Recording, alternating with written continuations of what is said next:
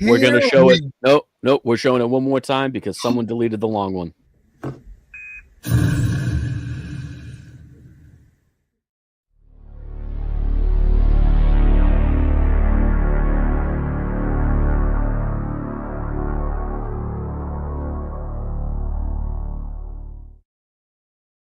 There we go. Maybe that'll work. My goodness. What is up? Yes. What is up, everybody? Happy Friday to you. It is the official double down start of the Summer of Auto, the Heroes, Hangouts, and Hand Grenades Tour. We are here to kick off and get ready for Terrificon. I got my man Chinmo in the house.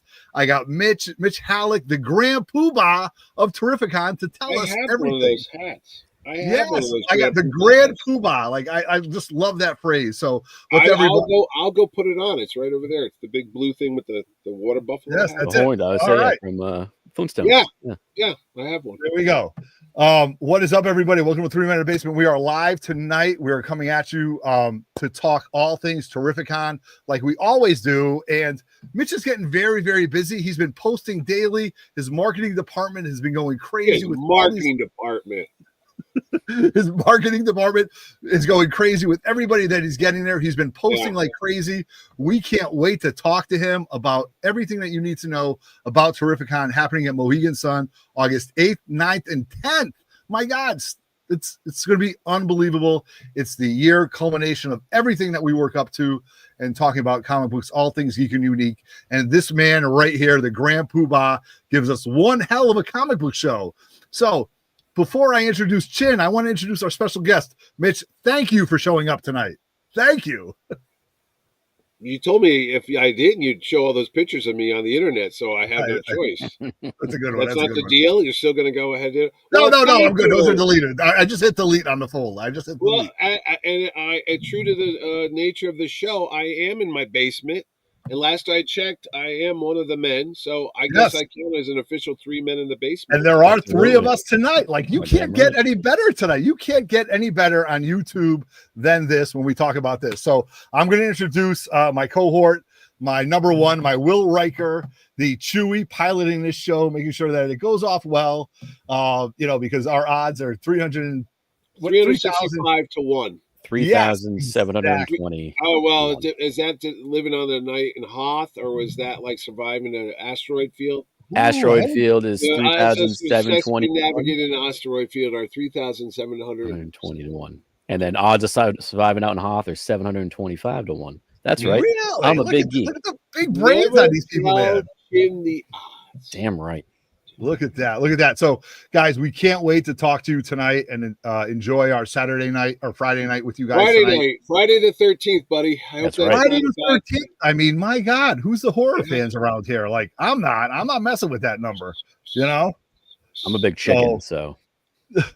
I'm Italian, so I'm superstitious. So I got the exactly. So we got Chin running the show. We've got Mitch talking about Terrificon. We've got me just adding any kind of fun I can. So we had a bunch of people in the live chat hanging out. There's a few people I want to acknowledge. So Chin, who's in the live chat right now? No one. There's no one here. It's just no us. one. We're just talking to ourselves. What about bitch? Oh my God. No, there's a bunch of people. Yeah, no. We got a bunch in here. Starting with I've said it. I think I say it every time. One of my all-time favorite screen usernames. Wookie Fodder 80. What's going on? John Big Daddy Ross. How are you, my friend? Can't wait to see. Hopefully, I see you before Terrificon, but. Yep. Absolutely. Uncle Frank's Comics. That's the guy in Connecticut? That's our buddy, Tio, Uncle Frank. I know that shop. I know all the shops. I mail all the postcards out to everybody, for God's sake. We got this guy. Roger's not here. Is he going to watch this? Probably not. But I'm going to relay the message, Murph. Don't you worry. Marsha. Yeah. My thing's going back in. This guy, you know what? I feel like I shouldn't even have to show the comment. I'm just going to show this really quick because when Uncle Frank comes all night, it's important. Look at that. This is important. Look at that suit. Look at that haircut. Look at that hair. You know what he looks like? He looks like AJ from Chaz and AJ with glasses. Look, a very sharp dressed man this guy is. It's unbelievable. That's what AJ looks like. Yeah, but we got a ton of people in here. guys keep chatting up. You Mitch better is going to come be here for Christ's sakes. Yeah. I'm giving up my hot Saturday night of ordering airline tickets for movie actors. That's what I'm Oh my goodness. I got 17 more to go, buddy. About $30,000 more of Uncle Mitchie's money. Really? Oh my God. So we're going to talk about that, but I do want to talk about something real quick because it hits home with me. Like Big Daddy John Ross made a post the other day on his Instagram, and his daughter is getting married this year. He said, my budget for Terrificon financially is not what it typically is. And Big Daddy John Ross spends big money on big books. He said, my goal for Terrificon, and this is so important, is to take a picture with everybody in the comic book community so he has like something to remember Terrificon with. And to me, hats off to you, Big Daddy John Ross, because that is awesome. Yeah. I've said it before, and I said I'll continue to say it. One of the nice, not even just in the comic book world, just one of the nicest men ever. Love you, John. Memories, friends, and 8x10s. That's all it is. I like that. It's a song. Memories, friends, and 8x10s. I like that. Back when they used to do photographs back in the day. So this year is the first year I'm going to Terrificon, says Jordan Nori. Okay. Awesome. Well, can't wait. Hopefully we get to meet you. Jordan. Yeah. Thank you very much. Come on by the table and I'll say, hey, buddy. Yep. But get the 3-day pass. Get the 3-day pass. Yes. And get the early access. All right. So this is how the show's going to go. The badges just came in. Actually, I just got them yesterday. They got like a hologram look to them. Really? Fancy. All right. Dig it. So how I plan the show on going is we're going to talk about some things that we just did, maybe Terrificon in the past, the big 10 years. We're going to go over the website, talk about the artists, the guests, how to navigate this, and more importantly, how to make this an amazing Comic-Con, which it really, really is. And we're going to tell you lots of stories that don't happen in the con that happen at Johnny Rockets, at a craps table, on a bull riding tour. Like, oh my God. Holy cow. Spacious Con studio is falling apart today, boys. You know what, Mitch? I love it though, because every time I see the background, I'm always like, I know that this is just a fraction of the crazy cool stuff that he has. Shit everywhere. Oh yeah. I mean, really? If I just turn the camera, dude, any minute the people from Hoarders are coming in, I'm sure. I love it. It makes me jealous in the best way. Like, oh my God, look at that shit. But you know what though? The only thing that comforts me is before they come and put me on Hoarders, they're taking all you sons of bitches down. Yeah, really. They're going to go right down the list. Exactly. Do you want us on by height or by alphabetical name? I mean, I'm sitting on short boxes over here for crying out loud. So am I got my feet up on a short box right now. Short box prices went up, by the way. I know. They all did. Oh, everything is going up. I don't know. Oh, my God. But can we just talk about one of the best things that everybody needs to know? Oh, Captain Carrot from the mind of Roy Thomas. Look at that. Yes. Zucru, baby. Oh, I thought that was going to be like worth millions. I bought that whole series. Oh my God. Oh, so did I. And the Zoo Crew? Yeah. Oh, the Zoo Crew was great. Was great. Mitch, how much is parking at Terrificon? What's that? How much is parking? Free, buddy. It's free. Yes. Rhode Island, $30. Boston, $40. Like 40 in Boston? Good luck, buddy. I remember I paid $60 a couple years ago when they were at the what is it called? The Heinz Convention. The Heinz, Center? I will say it again from someone that lives. I live in Massachusetts, right outside of Boston. Horrible, buddy. Parking fucking sucks. I parked at the Prudential Center and it was pouring out, and I had to go through all these underground mazes and junk. It was stupid, but whatever. But free at Mohegan Sun. That's the best. Like, let's just start off with that. Free parking. More money in your pocket to buy stuff. I park my car on Thursday. I don't see it again until I leave. Well, you know what? Because you stay there. But someone told me that one of these other conventions, they're good shows, GalaxyCon.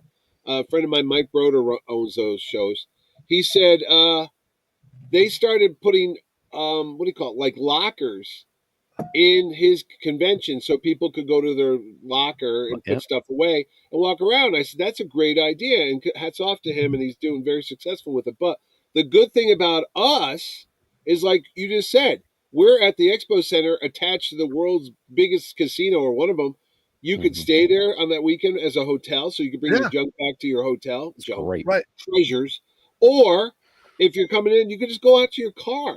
Literally go out to your car, Put your comics and your toys and artwork in the trunk or wherever you put them. Come on back in. That way you know they're already there, safe. So I was like, as much as that locker idea is a good idea, we don't really need that where we are because we easily accessible to your car and your room and all that. It's not like you're leaving a building, walking a half a mile down the road to a garage or wherever it is. Right. No, all attached. It's all attached, and that's the best. Like the story about the walk-in last year when the line went all the way past the parking garage and outside over a mile, over a mile. Rivals when it went from the casino, but there were two lines from the casino through the hotel lobby, past the restaurants, down the Michael stairs. Jordan's like, you got to understand, like it's I walk out a lot though, I'll be honest with you guys.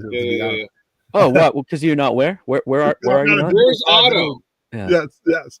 But I walk out. I want to see how amazing this line is because it's an affirmation to how amazing this con is and everything that goes on with it. So you know what? Wild.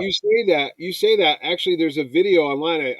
My son's friend John made a great little 30-second promo that I'm going to be using on all the TV ads. And there's a shot he took, and you see me running through the line real quick where it's like Terrificon, Connecticut's number one Comic-Con is back. And you see he took a shot of me running doing the high five thing down some of that line because we do that. I start and I go, where's the line? And I go down all the way through it to the very end and doing the high five, thanking everybody for coming, shaking hands and all that jazz. But yeah, last year was insane because I was like, unbelievable. And I'm going to agree with John said because it blows my mind that the line is that long. But not only that, like it goes so quick.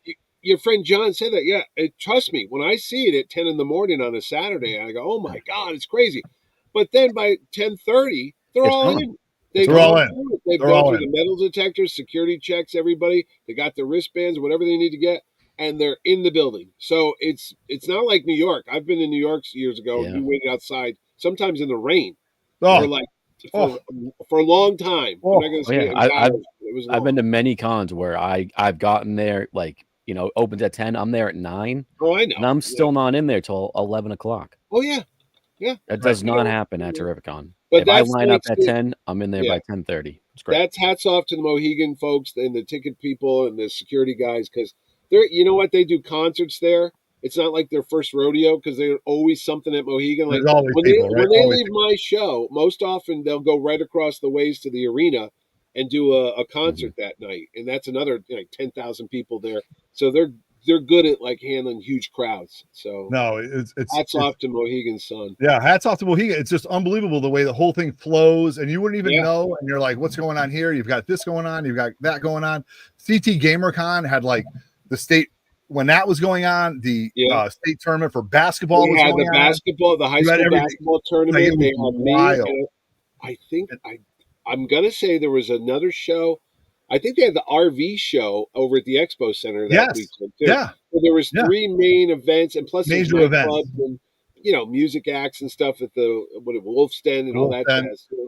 So it's crazy. I mean, it's literally like a little city. If you've never been there, it's Mohegan's like a small city. I mean, I think sometimes there's more people in that building than there are in the town that I live in over here in Connecticut. No, for sure. And it's just wild to see everybody come in. And it really, you guys, we've been talking about this for years. And the fact that you're 10 years now, Mitch, 10 years in this location. Not in this location, in Mohegan Sun, but the venue that we have now wasn't there 10 years ago. It was the old convention center where we do GamerCon. And in 2018, they built the massive expo center where we do Terrificon. And that's like 300,000 square feet. And what is that now? 7 years? 7 years we've been in that big ass building. So that's crazy. Wow. I'm old. So anyway, there you go. So am I, man. So am I. Because I've been all honest. I dude, when I see pictures, I literally can't remember sometimes. Like I go, wait, what year was that? And then, oh my God, that guy was here. So well, one of the greatest pictures I have is my family. And one of the best memories ever is when we dressed up as the Incredibles. And I remember that. It was unbelievable. We went down the escalator, and by the time we got to the fountain, so many families wanted to take pictures with us. Yeah. And my oldest, who's 20, was maybe 12. And it was just, and it's one of the greatest memories I have because everybody is so into this. They are all bought into it and they just want to enjoy it. And you've just given everybody, again, so many great experiences that we don't even see. And I love the fact that you watch the videos afterwards because you only see what's in front of you, right? I miss, like, I'm not kidding, I miss about 75, maybe 80% of the show, because it's like being at Disney World. If you're over at the Haunted Mansion, you don't know what's going on at Space Mountain. If you're at Space Mountain, you don't know what's going on at the Pirates of the Caribbean. And there's so much to see, not just because it's my show, I'm just telling you the truth. There's stuff going on everywhere. There's, like, great deals going on at the vendor area. There's actors in the back. There's artists drawing commissions. There's panel rooms. There's 2 panels going on consecutively. You got the comic book panels in one room if you're into comics. And then if you want to see the media guests and the actors, there's those panels going on. And then there's all little stuff going on. You got little kids. There's Jedi Knight training going on. Yeah. And we don't talk about little kids anymore because we don't have little kids anymore. But kids 10 and under get in absolutely free, right? So that's another benefit. Because look, my little boys are all grown up now, but I remember going to the shows and you'd have to buy tickets for kids that were like under something. I'm like, dude, yeah, please, they're going to get bored. Exactly. When I would buy the weekend passes and I would bring everybody in, I'm like, all right, let's get us in. But it's just wild. It's just such a great weekend, and it's something that we look forward to. Now, I'm looking at, like, I go Wednesday through Monday now because Sunday nights are so much fun. Mitch, Sunday nights. You're there before me. I know. What kind of person does this? I'm such a fanboy. I get there. No, I don't get there till Thursday morning and leave Monday afternoon. But I know you guys are there early. Yeah. No, just because the enjoyment of it. What's that? Favorite weekend of the year. It's my favorite. Literally, I literally throughout my con experience, I've gone to hundreds and hundreds of different conventions. Yeah, this is my favorite for a reason. There's a reason because I'm sitting right here, Chin. Yeah, exactly. So I need, once you back out, I'll tell the truth. No, it really is. It's the location and the show and everybody that you bring in and do it. It literally is just. It is, and kind of what John said. Even if, like, I'm not buying books or meeting people, there's so many people, and it's just a fun time. It's it's the best. Hang out. Yeah, and so much fun. One of the things that I love to talk about, and everybody will experience this, and so many people have experienced this, is when you are somewhere and a creator sits next to you. Like when Roger goes and has lunch, and he's sitting right next to Capullo and Snyder. Yeah. When guys from like Lunch Money Comics and all his friends are sitting there, and Walt Simonson comes in and they have him autograph the menu. Like this, like as I'm saying this right now, he shows up. Walt Simonson autographs a menu. Oh, I saw those videos. Yeah. I watched all that, and they gave the menu to one of the fellas because they saw. Yeah. I was busting him on Walt. I was like, "What's the matter? Wheezy wasn't there this year, and you were sponging off people to get a free breakfast." He's like, "Shut up! I was not." And she's like, "What did Walter do?" I'm like, "Nothing." That's so funny. Love it. No. But those are experiences. I will never forget the time where I first started going, and I wanted to meet Sam J. Jones. Flash Gordon, one of my favorite movies ever. And I walk into the elevator and he's like standing right in front of me. And I'm like, oh my God, Flash Gordon. And he's like, yes, I am. And I'm like, wow. And I don't want to bring back a nightmare. Then the time that I met Lou, and Lou wasn't the best. And we'll talk about, that's all. Well, not everybody has a good day. But, exactly. No, I mean, honestly, guys, it's all, like I said earlier, memories, friends, and 8x10s. Memories, friends, and selfies. I guess that's what the new word is. Yeah, right. So, same thing with me. I mean, I literally go through my phone and I'll just go July, August, whatever year in the last 10, 11 years, and I'll see pictures come up. I remember that guy, or I don't remember this guy. It comes by in a blur, but I'm glad I had those moments with people, especially now. And I don't mean to get morbid, but no, I know. We should touch on this. I'll see certain actors or certain comic creators pass away. Yes, Tony Todd. I'm thankful that I had the opportunity to see him even for a couple minutes to say thank you very much. I really enjoyed your book, your movie, your TV show, whatever it was. But you're not going to get a lot of opportunities, and it's a sad fact of life. A lot of the folks that we grew up with, a lot of our heroes, are not around as much as they want to be anymore. So like to that point, Tony Todd, Kevin Conroy. Oh my God, Val Kilmer, Tony Todd. Val, my God, I regret not meeting Val. I'll be honest with you. I regret not meeting Val. That was he was a sweetheart, and he had the trouble going on, which I didn't know. Right.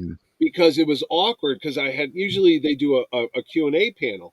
And I said to the guy, well, it's in this country, he can't do a Q&A panel. Well, why can't he do a Q&A? And I didn't want to be a jerk. I had no idea of his condition. And then when I went to go see him, I realized he's not going to do a lot of public speaking. He can't talk, Yeah. He could talk, but not like not like. So then it made total sense. Like, oh God, I would never. I met him that year though. A sweetheart of a man. He couldn't have been nicer, even with everything going on. Couldn't have been nicer. The nicest guy, Kevin Conroy. I remember that guy, as sick as that fellow was. How he got up every time to go see the fans, and he was unwell, but he rallied himself out there to do that, and a lot. And forget that. What about the creators? Yeah, my God, man. Tim Sale. Did I think that was going to be the last time I saw a young man like Tim Sale, 60-something years old?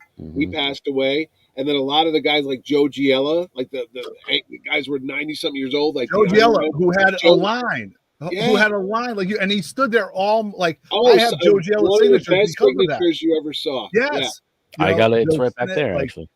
It's Joe Sinnott, Peter David. Yes, who would have thought that? I mean, he was with us at least three times I could think of, and he's no longer here. I mean, these are legends, buddy. Legend. Danny O'Neill. How about Neil Adams? Neil Adams was a cornerstone. Everybody was so like Neil's charging this, Neil's charging that. Well, you know what? You can't get any Neils now, so you should have done it at the time. And then your stories of Denny and Neil and the star Howard Chaykin and all those things. Tom Palmer, all these guys. I miss so many of them because, like you said, Tony Todd. I got to tell you, Tony Todd was one of the sweetest guys you'll ever meet. Even though he was so posing. Unbelievable. He was a big dude. Big dude. He had to be. I think he was like 6'8" or maybe taller. Yeah. He was a big guy. He had a great Klingon. Very intimidating when you saw him because he's just like a giant, but gentle giant. Oh my God! Stories, laughing, talking about Connecticut because he grew up in Hartford. Yeah, sweetheart. One of my first Terrificons ever. I was literally at a slot machine and talking about running into people. I looked over. There's an empty seat. The seat next to me. I was like, holy shit, that's Candyman. That's Tony Todd. That's Zoom. How about last year, Chin? You and I are walking through at like 3 a.m, and Scott Snyder grabs me, and when I'm talking to you, and start throwing craps with him. And I was like, I don't know what I'm doing, and I know I didn't do a good job. Yeah, losing some money on the craps table. Yeah, I know, but I'm sitting there. When you go to the comic shops and you see your absolute Batman or your Batman metal, you go, hey, I was with Mitch when he threw the dice and messed it up and lost Scott Snyder a lot of money. I actually talked to him the next day about that. And You're I not was going like, to get that at New York Comic Con or shows. Agreed to that. He laughed about that too because I saw him the next day and I was like, he recognized me. I was like, yeah, we were talking last night, and I was like, yeah, I was with you when Mitch lost you all your money. He's like, sometimes you lose. Yeah, I know, but it's funny. I love those kind of stories. Like, or me hanging out with Stephanie Phillips, the writer from Marvel, where she's riding the electric bull. Mechanical bull over at the country western bar over Comics there. House, Comics Roadhouse, and we're just sitting there cracking up, and it's like, and God bless him, John Cassidy, God rest his soul. He and I used to hang out at the country bar, and they would get like bridal parties would come in, like a lot of the girls would go before they get married. They'd have their girls' night out type of thing, and they'd go riding the bull, and they're wearing this sash, like bride maid of honor and a crown on her head, and they'd get on the bull and get flung off it. And John Cassidy, he was from Texas. And I was like, you're a cowboy. Why don't you go up there? He's like, look, I'm from Texas, but I'm not stupid. And he and I would sit there and just like, what do you give it, a 9 out of 10? Like the Olympic Games, like we're scoring. Holding up cards, Holding up cards. Yeah. But it was just insane. And I just realized John Cassidy is not around anymore. And that was a shock. Sadly, Yeah. And I'm like, Jesus God, man, I'm not kidding you, kids. If you want to meet some of these people, you hurry the hell up because who knows? Yeah, look at Bob Fields. Bob Fields, that's perfect. That's what you got to do, Bob. This is it. Yeah, and you got it because I couldn't imagine going home. And I'm not saying that because I work here or I own it. No. But I'm just saying, imagine like if you waited till 7 o'clock at night or 8 o'clock, depending on the day, then you go home. Yeah. with all your treasures, and you miss the second half of the show, which is like you said, is it's the after going out afterwards, the walking around the casinos, the restaurants, and my God, I was at Krispy Kreme with the Fonz. I'm like, I'm buying like with Henry Winkler. I'm like, my God, I'm getting donuts next to the Fonz, like the coolest guy ever. And I like hearing the stories, like you said, being in the elevator. I would hear people like, I went to work out in the gym, and the Hulk was next to me working out. Like Luke Briggy was there. I gotta tell you, this is a really funny story. This was at the end of the show. Yeah. It was Monday morning. I'm going down in the elevator, and Sergeant Slaughter is right next to me. Okay, he's got his hat on. He's like this. I didn't want to fanboy out because I'm a product of the 80s. He had the hat on, the drill. Oh, he had the hat on, the WWF Hall of Fame ring, like he was there. Yeah. And I didn't know what to say to him other than I looked at him and I go, "How are the troops this weekend?" And he goes, "Very well behaved." And I said, "Good," because other than that, I would be like, "Oh my God, the Cobra Clutch!" Oh, I know. Sergeant Slaughter, GI Joe, but again. These guys have been at it all weekend long, and the fact that I took the elevator ride with them, and I just said, "How are the troops this weekend?" Very well. But oh my God, I'll never forget that. No, I mean I hear what you say, and I sometimes I only get to see these people for a minute or two cutting through the lobby because I'm running around like a lunatic all weekend. But yeah, it's an experience because I remember Ralph Macchio, Karate Kid, before the Cobra Kai thing came back and it was a big hit. He was at the show, and I think Cobra Kai was running on something called like YouTube. Yeah, it started on YouTube. It started on YouTube Red or something. Yeah, it was like a weird paid thing, or I don't know what it was. So he hadn't been, big yet, and he's just hanging out with me, talking about like some movie he was working on, some documentary, and we're walking back, getting on the elevator, and you see people's heads turning because they're like, "Isn't that Jay Leno? No, isn't that Ralph Macchio?" But like I said, I don't know other shows. I don't know how they work. I know New York Comic Con, they usher the people away and they go off in their limos and their cars, and there's no real interaction. Once you pay to get in that cattle line, and you get up and you get 2 seconds and you get your scribble autograph and they shove you out the door. That's about as much interaction as you're going to get. But here, I mean, hey man, I would love if we had 100,000 people. I'd retire, but we don't. But it's still so intimate, even though it has gotten bigger over the 10 years, that you can have a conversation with Chris Claremont or Scott Steiner. I've done it many times. With Chris Claremont, absolutely. You can actually talk to them and actually have more than a 2-second interaction with these people, actors. Sean Gunn, Sean Gunn walking right by me. Great guy. Going to be in the new Superman movie. Yeah. Yes, he is. Right. A quick comment here. Keith Geffen. Oh my God. Keith Geffen sitting there. Was at the show. In fact, you can look up on YouTube. We did a thing called roast. The roast of Keith Giffen. If you go search on YouTube, if you're not watching 3 Men in the Basement, and what else would you be watching? Right. You can go look at, and you'll see Keith being roasted by all of his peers, by J.M. DeMatteis.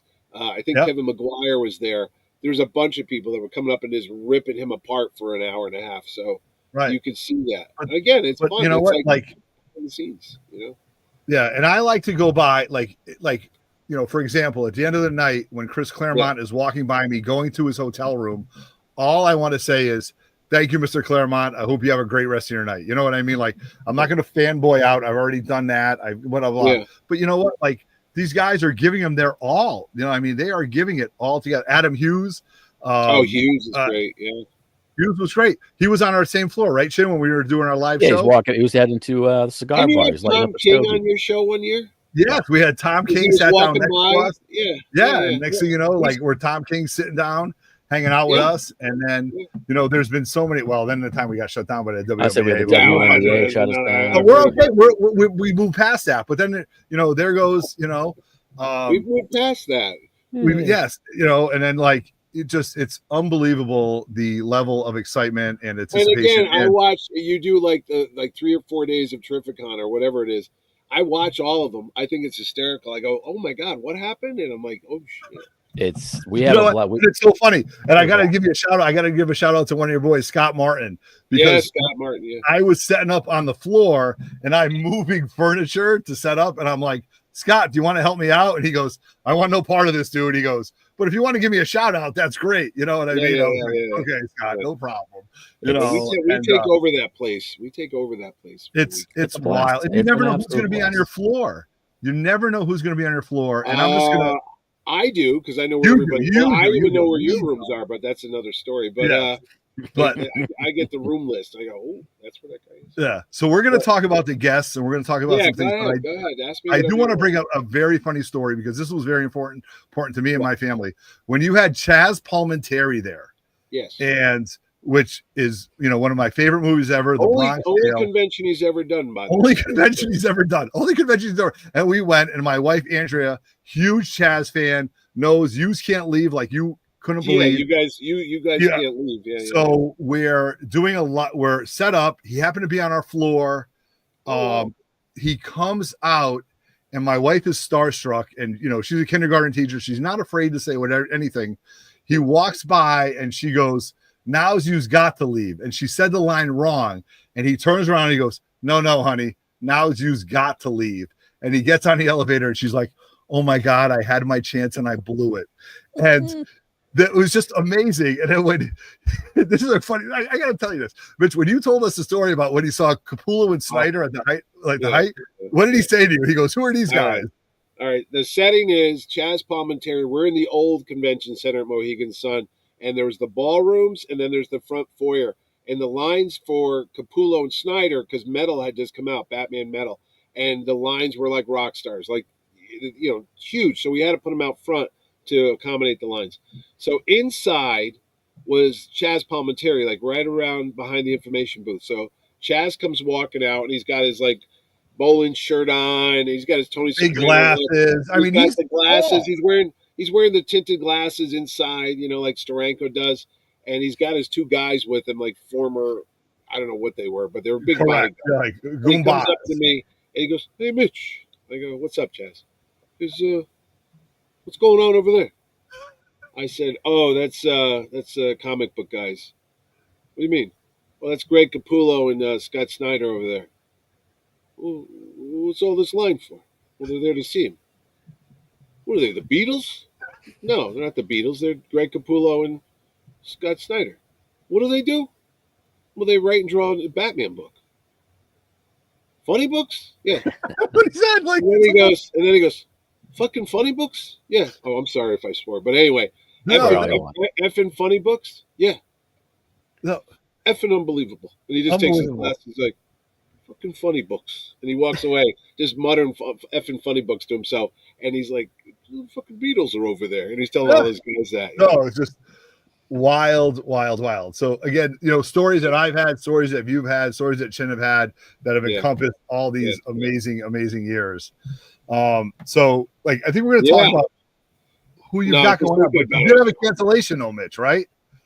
Well, yeah, actually, sure. I had 3 comic book people so far. Canadian fellas that for one reason or another they couldn't make it down. Writer Ed Brisson, Steve McNiven, and I think I had Tom Grumman up for about 10 minutes before he said he couldn't make it. So there was that. So yeah, those. Trust me, as sorry as I am that those 3 people aren't there, we do have 99 other people there. Yes, so, we're going to talk about those guys. We're going to talk about that.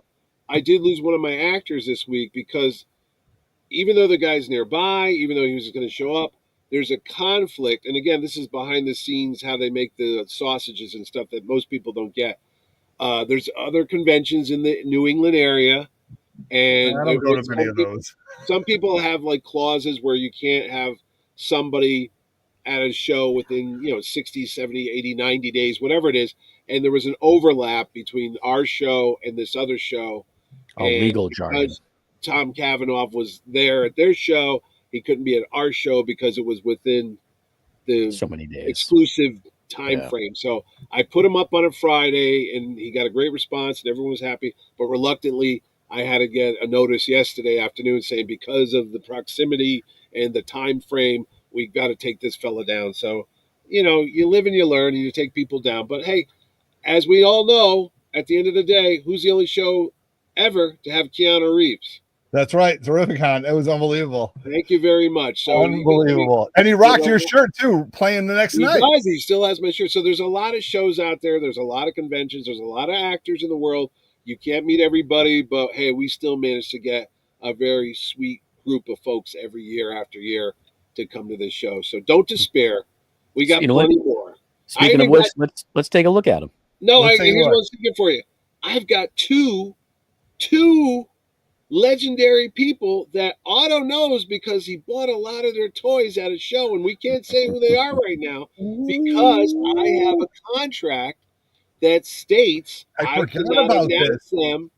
cannot announce them until after this other show in New Jersey is over in July. My goodness. So let's say the 13th. So 1 month from today, you will get another set of guest announcements from me, but I cannot announce them. I can't. And I have a set of toys. I don't know anything about that. So there will be a surprise 1 month from today, but that's again because of contractual stuff and you know, in proximity. And I think it's because honestly, this other show is within 250 miles, like 238 miles. Like just that's it.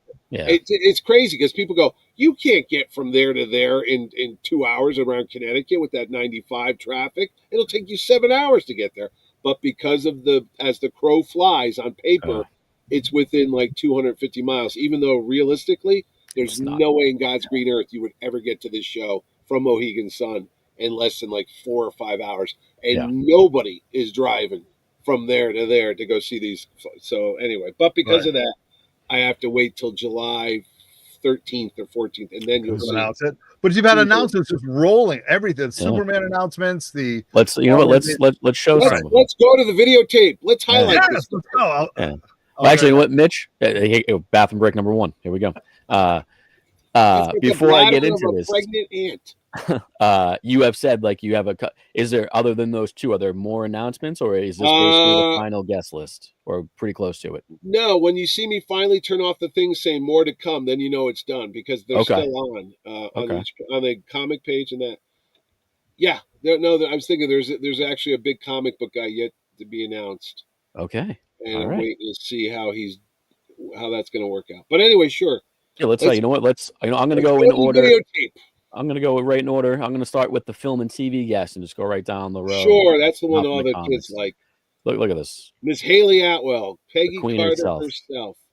Starred the big new Tom Cruise. Yep, Mission Impossible. Yeah, she killed it in that movie. She was great. She did. She was fantastic. I enjoy her quite a bit. Yep, all weekend long too, right? No, Saturday, Sunday. She's coming in from England, so I have to buy that airline ticket. It's going to cost me. That Royal Air. Yeah. I'm excited for this because you have a bunch of Supermen coming.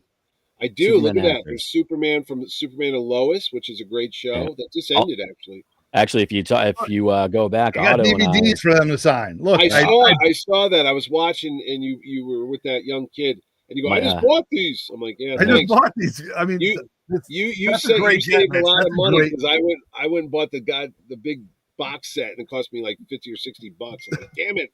Why didn't I go to eBay? You can't have Superman without Lois. Yeah, Superman and Lois. She's going to be there. Bitsy Tulloch. I got one of the sons. Okay, yeah. Alex Garb. He was on all 4 years. As, one of the sons. Yeah. And you got Lex. My man Michael Cudlitz, who was Lex Luthor. People are like, why is he back again? Well, because he was Lex Luthor, man. He's in Walking Dead. Oh my God! Walking Dead, Band of Brothers, Southland, D3, Mighty Ducks 3. He was. I was going to say the Mighty Ducks, for God's sakes. You know, he's been in everything. You know, big fan. Plus, he's a cool guy. He's been at our show before. This is one from the Mitchie scrapbook. I've been trying to get this one. Mitchie, this is all Mitch. I would say, Mitch, this is all you. This is your Indiana 11 years. I've been trying to get Karen Allen at the show because she's really. Yeah, she's in Massachusetts, and I've always tried to get her to come to the show. And she would always be doing this Berkshire Film Festival. It would always be the same date. So this is the first year they didn't overlap. And she said, I could finally do that show in Connecticut. Hell yeah. I will be getting a poster signed by her. Yep. Raiders Lost Ark came out 44 years ago yesterday. Oh, that's crazy. Crazy. This one I'm pumped on. This is awesome. Not only has he, he's in the new Captain America and he's phenomenal.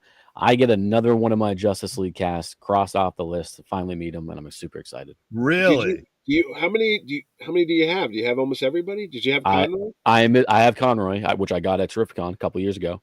I'm missing 3, one of which is Carl. Oh, okay. Yeah, well, he doesn't do a lot of shows. This is like the only 3rd or 4th show he's ever done. So you're then I just need Superman and Hawkgirl. You timed this so well with. I mean, everything is timed so well. Your marketing department is just Oh, shut up about it. You know what it actually is. I'm going to tell you the truth. I look at the movie schedules and I think about what's coming out next year. Sometimes it's backfired on me, Iron Fist, but most of the time I've hit it out of the park because I go, I'm going to put my money down on that movie or that show before it comes out, and let's see if it's a hit. And sometimes I'm going to buy that Captain America book. Like, I'm hunting for that so he can sign it. He was such a great character in that. He was awesome. I bought the Truth one that actually has his character on the cover in the Cap outfit. Yeah, really? So I'm hunting for that. So anybody in the chat, if you're watching this on a rewind, hook me up. I think it's the Truth issue 7. Yeah, no, it's awesome. I think it's a 1 to 7 series. So but the one where he's on the cover is Isaiah Bradley. Yeah, and the artist is coming too from that, Kyle Baker. Yes. Doug Jones. This one's Silver Surfer, Ape Sapien. I'm pumped on this. Now, he's a guy that I've been trying to get for years too, but he had a lot of conflicts. He was always filming that Star Trek show. He's a busy dude. So there was always now that's not on the air anymore. So he's like, oh, I can finally do Terrificon. Busy guy. This one, ET action here. Look at this. Well, I did realize people are telling me he was in that sequel to the Shining. He played the Nicholson character. So Doctor. And he was on Stargirl. Mm-hmm. He was Dr. Midnight on that show. If you watched, yes, he was. And this is great because I don't know if you saw that, but Pope of Chillytown and Brixco Comics just bought a massive comic. Movie poster collection, and they have an original ET poster that Pope of Chillytown and/or Brixco Comics posted on their Facebook page, and it's immaculate. Anyway, that's what I'm just saying. Not to say you should go buy anything, but just play it out there. Look at this, Billy Zane, Mitch. The Billy Zane, the Phantom movie, which wasn't a huge hit, but I'm telling you, it's pretty good compared to other comic book movies. Absolutely, it is. Yeah. So Titanic for crying out loud. He was in one of the biggest movies of all time. So was E.T. When you think about it, Elliot. E.T. there, and now you got this guy. We're talking major box office history. Honestly, I actually am going to probably get him to sign my Back to the Future poster. He's not on that. He's one of the henchmen. He's the goons. One of the goons. This one, I'm a Lost fan, so I'm pretty pumped on this. Oh, well, I got a Lost character. Well, I haven't announced him yet, so I can't say it. But anyway, there's another Lost thing happening there. Okay. I was just watching The Town tonight. If you did, that's right. He's in The Town. But if you watch if you watch the new Watchmen animated, he's the voice of Rorschach, which is great. Yeah. Here we go. This is getting into was it a Grimm, right? Yes, that's right there. Grimm. Well, he's there also because he's Lois Lane's husband in real life. Oh, really? That's why he's there. Right. Like, what's up? That so Bitsy Tulloch, who was up above, that's her husband. She was on Grimm as well, so that's why they're there.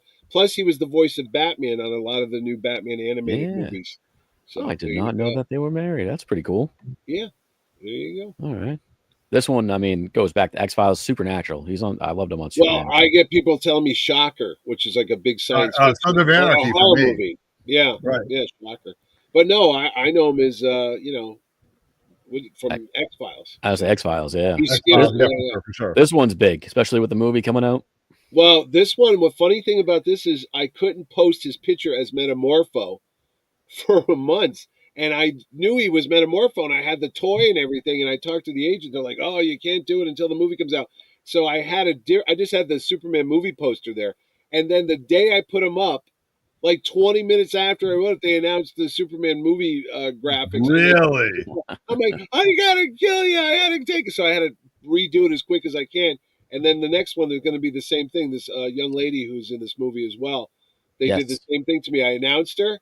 And Holy cow. I'm like, they're not going to do this again to me. Oh, no, they did. About 20 minutes later, they put her graphic up. I'm like, what are you doing? Also, big thing is, I don't want you personally. I know a lot of people do, but she just got announced as the little teddy bear here from and Chopper from One Piece, which is pretty big. Yeah. Plus, in Guardians of the Galaxy 3, she was Floor. Yeah, the little rabbit here. The bunny with the tentacles and the Oh, mouth yeah. iron jaw. Mhm. Yeah. So Oh, yeah. she's been around a lot, actually. And then classic right here. Classic. Right? Yep. Mitch, That's our guy. he is a true Terrificon guy, right? Like He's a the huge friend of the show. very first media actor I ever had when I was doing one-day shows here in Trumbull Marriott. So he's been with me since literally day one. That's so, awesome. Always a great guy to have. And unfortunately, that's the one I had to post. Cancel. Yeah, I had to cancel because of it happens. It happens. Conflict. It is what it is. Maybe next year. And this one's great. You got the whole cast of this here. Well, I do have most of them. The video game post. Amelia Tyler. Which I'm going to tell you a really weird story about this real quick. Go back to her for a second. So my grandmother, God rest her soul, her name was Amelia. I go to the store Wednesday. I go to the store and I buy a Diet Coke, and you know how they got the names on it? And I saw Amelia there, and I saw that's my grandma's name. So I picked that up. That afternoon, I got a call from the booking agent. They're like, "Oh, one of the Baldur's Gate actors has to go film a movie. He can't make it, but we're going to replace him with another Baldur's Gate actress. That's Amelia Tyler." And I'm like, wait a minute. No way. Oh, I sent her a picture of the soda in my hand as she sent it to me. I go, what are the odds that I happen to pick this soda that my grandmother's name was on it? And within like 45 minutes, this all happened. It's like, that's crazy. That's pretty crazy. But anyway, Amelia's going to be with us. So there awesome. Hell yeah. And then you got a good portion of the rest of the cast, which if you guys have never played the game, it's you're playing D&D, pretty much. It's pretty great. This is a big deal. Like I didn't realize how big this was until CT GamerCon and all the guys from Red Dead Redemption. Oh my God, those guys are rock stars. Oh my God, it was unbelievable. Melanie Chardoff as a kid, they know her from Rugrats. You got her right there. But I know her as somebody from my hometown. She's from New Haven, born here. Okay. And she was on a show called Fridays, which was like a Saturday Night Live type of show back in the late 70s, early 80s. So you guys probably don't know, but she was on another show, Parker Lewis. She's a voice actress, but I like bringing in the hometown crowd because Titus Wheelever that we pointed to before, Bosch, New Haven, Connecticut. Yep. Oh, okay. There's a lot of New Haven in the show this year. You got to get the local people in there. A lot of SDSU people, Yep, this young lady, she was the voice of some characters on there. I mean, the Rugrats were my childhood, so this is pretty cool. Well, I try to do a mix, dude. I try to do people from my generation, like the old farts like me. And then I do people that were born in like the 80s and stuff that grew up with these things. And then you go down to Chin's level. Right? Yeah, exactly. Yeah. So there's always something for somebody. You might not know who this guy is, but this guy does. You had him before. I've met him before. One of the nicest guys you'll ever see. Again, Yale University in the 80s. He was on a comedy troupe down in New Haven, and I was at another one down the street at Southern Connecticut. So I always joke with him. I go, you were in the rich guys improv group, and I was in the poor guys improv group. So we kind of just missed each other. At the same time, it was like me, Paul Giamatti, Phil Lamar, we're all like wandering the streets of New Haven all at the same time. Really? Edward Norton. Yeah. Michael Jai White too, was he around that area? Michael Jai White was it. Well, him I knew, but a lot of the other ones I always sit back and go, we were all within this area for like 4 or 5 years at the same comic book stores, which is fucking mind blowing, So I've met Phil Millar a couple times. Super nice dude. He's on my Justice League book. I think I got to get him something. I think I have to have him sign something Kit Fisto because he's my favorite Jedi. We should get Static Shock because he's Static Shock as well. He is Static Shock too. That's true. Yeah. He's Pulp Fiction for crying out. He's in everything. Chin, before you move to the next slide, we got to give a shout out to Mr. Bob Stevenson, who is one of my favorite dealers, and the first one you will see when you walk in the door every year. With the historical, and he doesn't just sell comics, dude. Every year he and I talk. He sells history. He has a history because he's a teacher, and he says, "What do you want me to do?" And over the years, we've done he has programs of comic conventions throughout Connecticut. He's done that.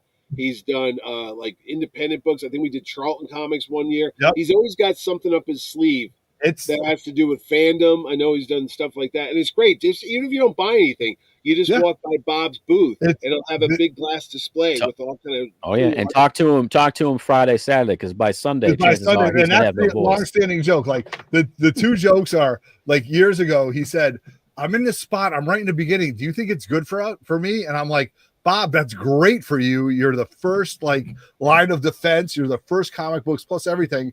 And then by the end, we're like, how much voice do you have left? Because we're always walking by Bob. His family is there.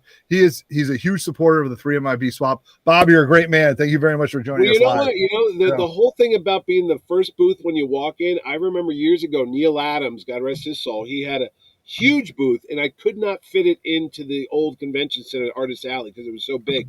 So I put him in the front lobby right across from information, kind of like where Bob is if you want to rearrange a bit. Mm. And Neil was, I'm going to honestly, he was pissed. He was like, what the F? I don't want to be there. Jesus F. And, you know, he was not happy. After the first year, he's like, don't ever move me from that spot because he was the first one people saw when they came in. He was the last one they saw when they went out the door. Great move. He got business at both ends. And same thing with Bob. You see Bob coming in, he talks to you, and you go, hey, maybe I'll get some on the way. And then on the way back, he sees all the actors, he sees all the artists, the writers, Starlin, all the comic greats come walking right by Bob, and he'll tell you they'll stop by. And I think he had one of Jim Starlin's first printed drawings or whatever, and it was like a fanzine, and he's showing them and stuff. It's like the dude is like a living museum, you know. No, he's one of the greatest.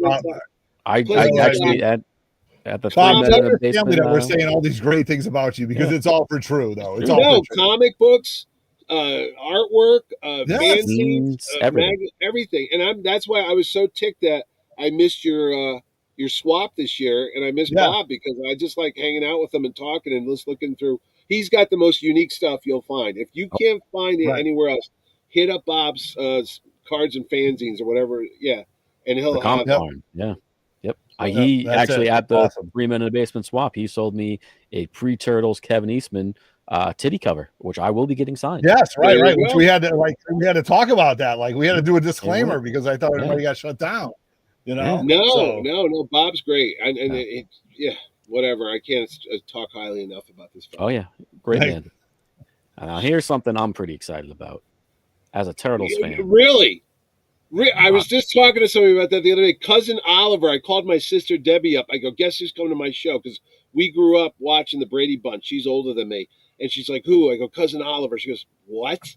I don't remember this character, Mitch. And it's like, it's so weird. It's like a Mandela effect. I thought that dude was on the show for like ever. It's at the very end. 6 episodes at the very end. I'm like, very end of it. What? So, but to you, Chin, he's a freaking turtle. So he's Michelangelo.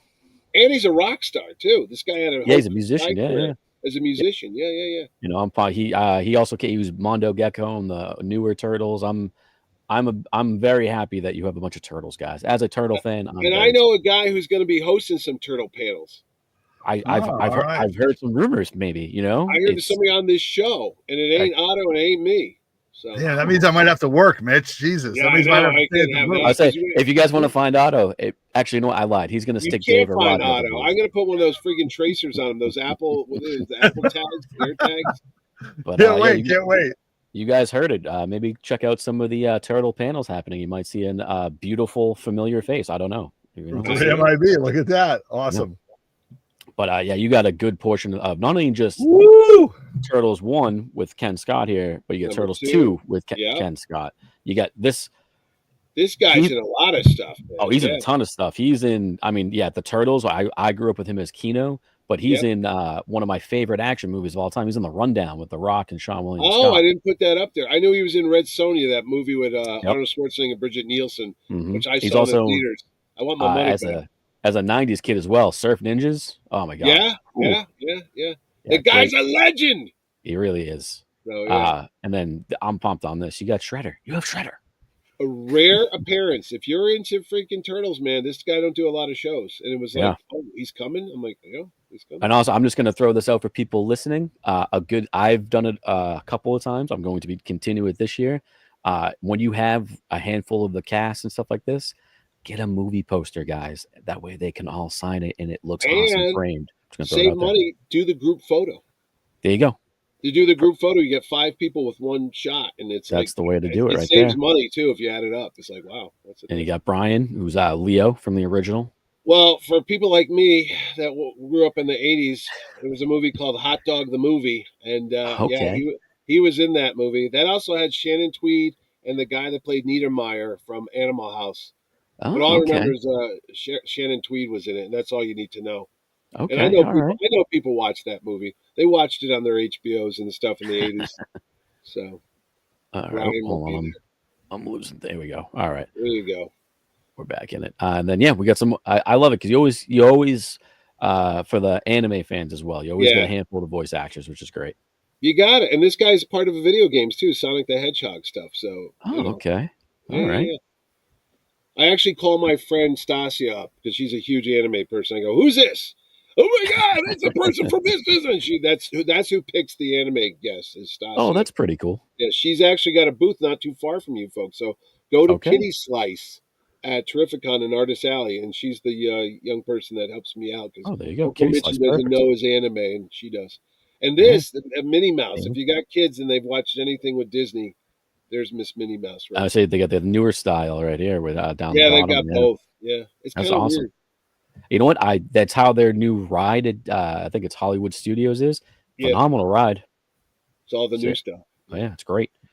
I'm pretty pumped. I just bought his airline ticket and happy birthday to him because I saw his birthday was June 9th, 1966. This is really good, Mitch. He's 1 month and a day older than me because I literally was buying his ticket. I even know his middle name and everything. I know his frequent flyer number. But Social Security. No. I do. Sometimes I do. But this is a great guest because he hits it all. Comic books. He does everything. He writes comics. He was a priest in Fantastic Four. Like, he was actually at everything. The first Terrificon. He was performing at the comedy club, Comics Roadhouse, and they booked him for the weekend. And I said, "Hey, I love comics. I write Deadpool." So he showed up for a couple hours, and then he went shopping because I remember watching him walk around buying Legos. He bought a lot of Legos for his kids. Okay, so that's pretty cool. Yeah. There we go. Let's right up. And I can't do a show other than John Wesley Shipp. I think Larry Kenny is like permanently attached to me. He's a Connecticut resident, right, Mitch? He's right up the street. He does a lot of my voiceovers for the commercials.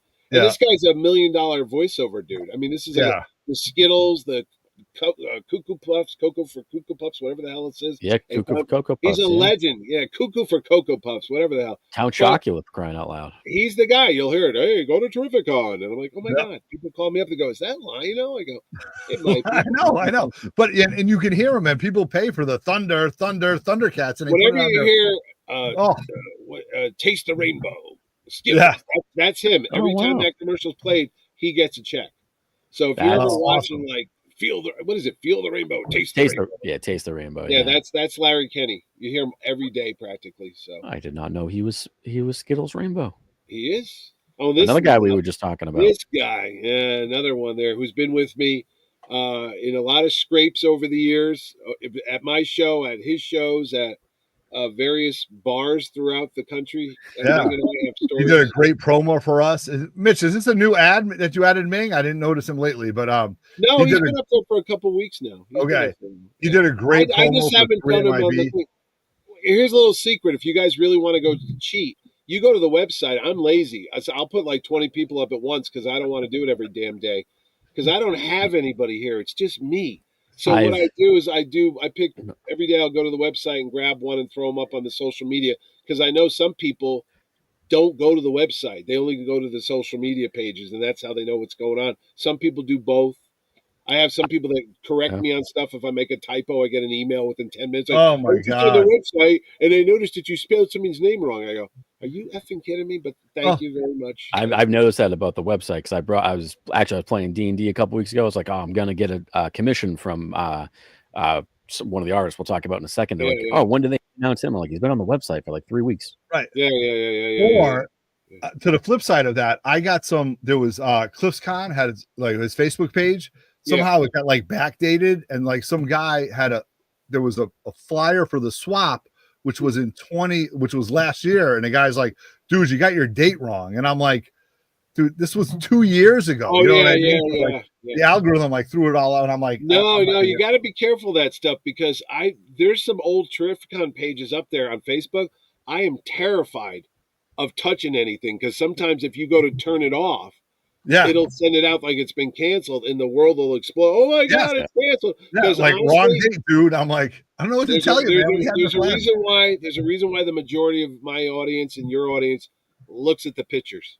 Yes, they don't read the story because they don't read. I go, no, read what it says. Oh, I didn't read it. I just saw the image. I'm like, oh God. This is a great one here too. I loved watching this show. He was here last year as well. He's a great guy. Yep. Yeah. And then, I've been to Gary's show many times. Gary's a local hero. He does his shows up north and stuff. Yep. Right in Box Bar, right up by me in Mass. Gary, just was the last one to have Adam West before he passed away. That's right. That's those Adam West commercials you saw. I filmed him at Gary's show when he was at the JCPenney Mall. It was unbelievable. What a show that was. It was in March. Yeah, it was in March. Yeah. Oh, I was there vividly. That was a huge memory for us. Yep. And let's. I mean, we've been going for a little bit. Let's. We got to hit on the comic creators. Yeah, absolutely. This is the real meal. This is what it's all about, kids. As much as we like the movie stars and TV stars because people like that, this is what Terrificon's all about. This is all you. This is all you. This is a man I've met many times, and I've booked his air flight too, Chin. I know when he's coming in. Hell yeah, I've met him many times, and I've said it many times. Hands down, the nicest person I've ever met at a convention. Hands down. And that's saying something. All right.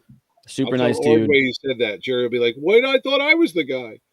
Jerry's up there as well. But I've met Kev. I met him over 15 years ago for the first time, and since then, he's nothing but kind to his fans. I met him with my kid when at New York Comic Con back in like 2000 something, and my kid still has it. He's moved out, but we still have the bandana that he'd give out, and he drew the little turtle on it, and he signed it. It's still up in my kid's room, hanging out. That's awesome. Yes, I maybe come to a panel with this guy. I'll just throw that out there. Who knows? Maybe we'll see. But yeah, Kevin Eastman, super thrilled. Turtles. You guys have been asking for him. You, very Gary, so many people. Gary's a big turtle guy. Yeah, this Kevin Eastman is so popular. Here's Inside Baseball. You have to get on a wait list. And I was on a 3-year wait list for him. Is that what it was?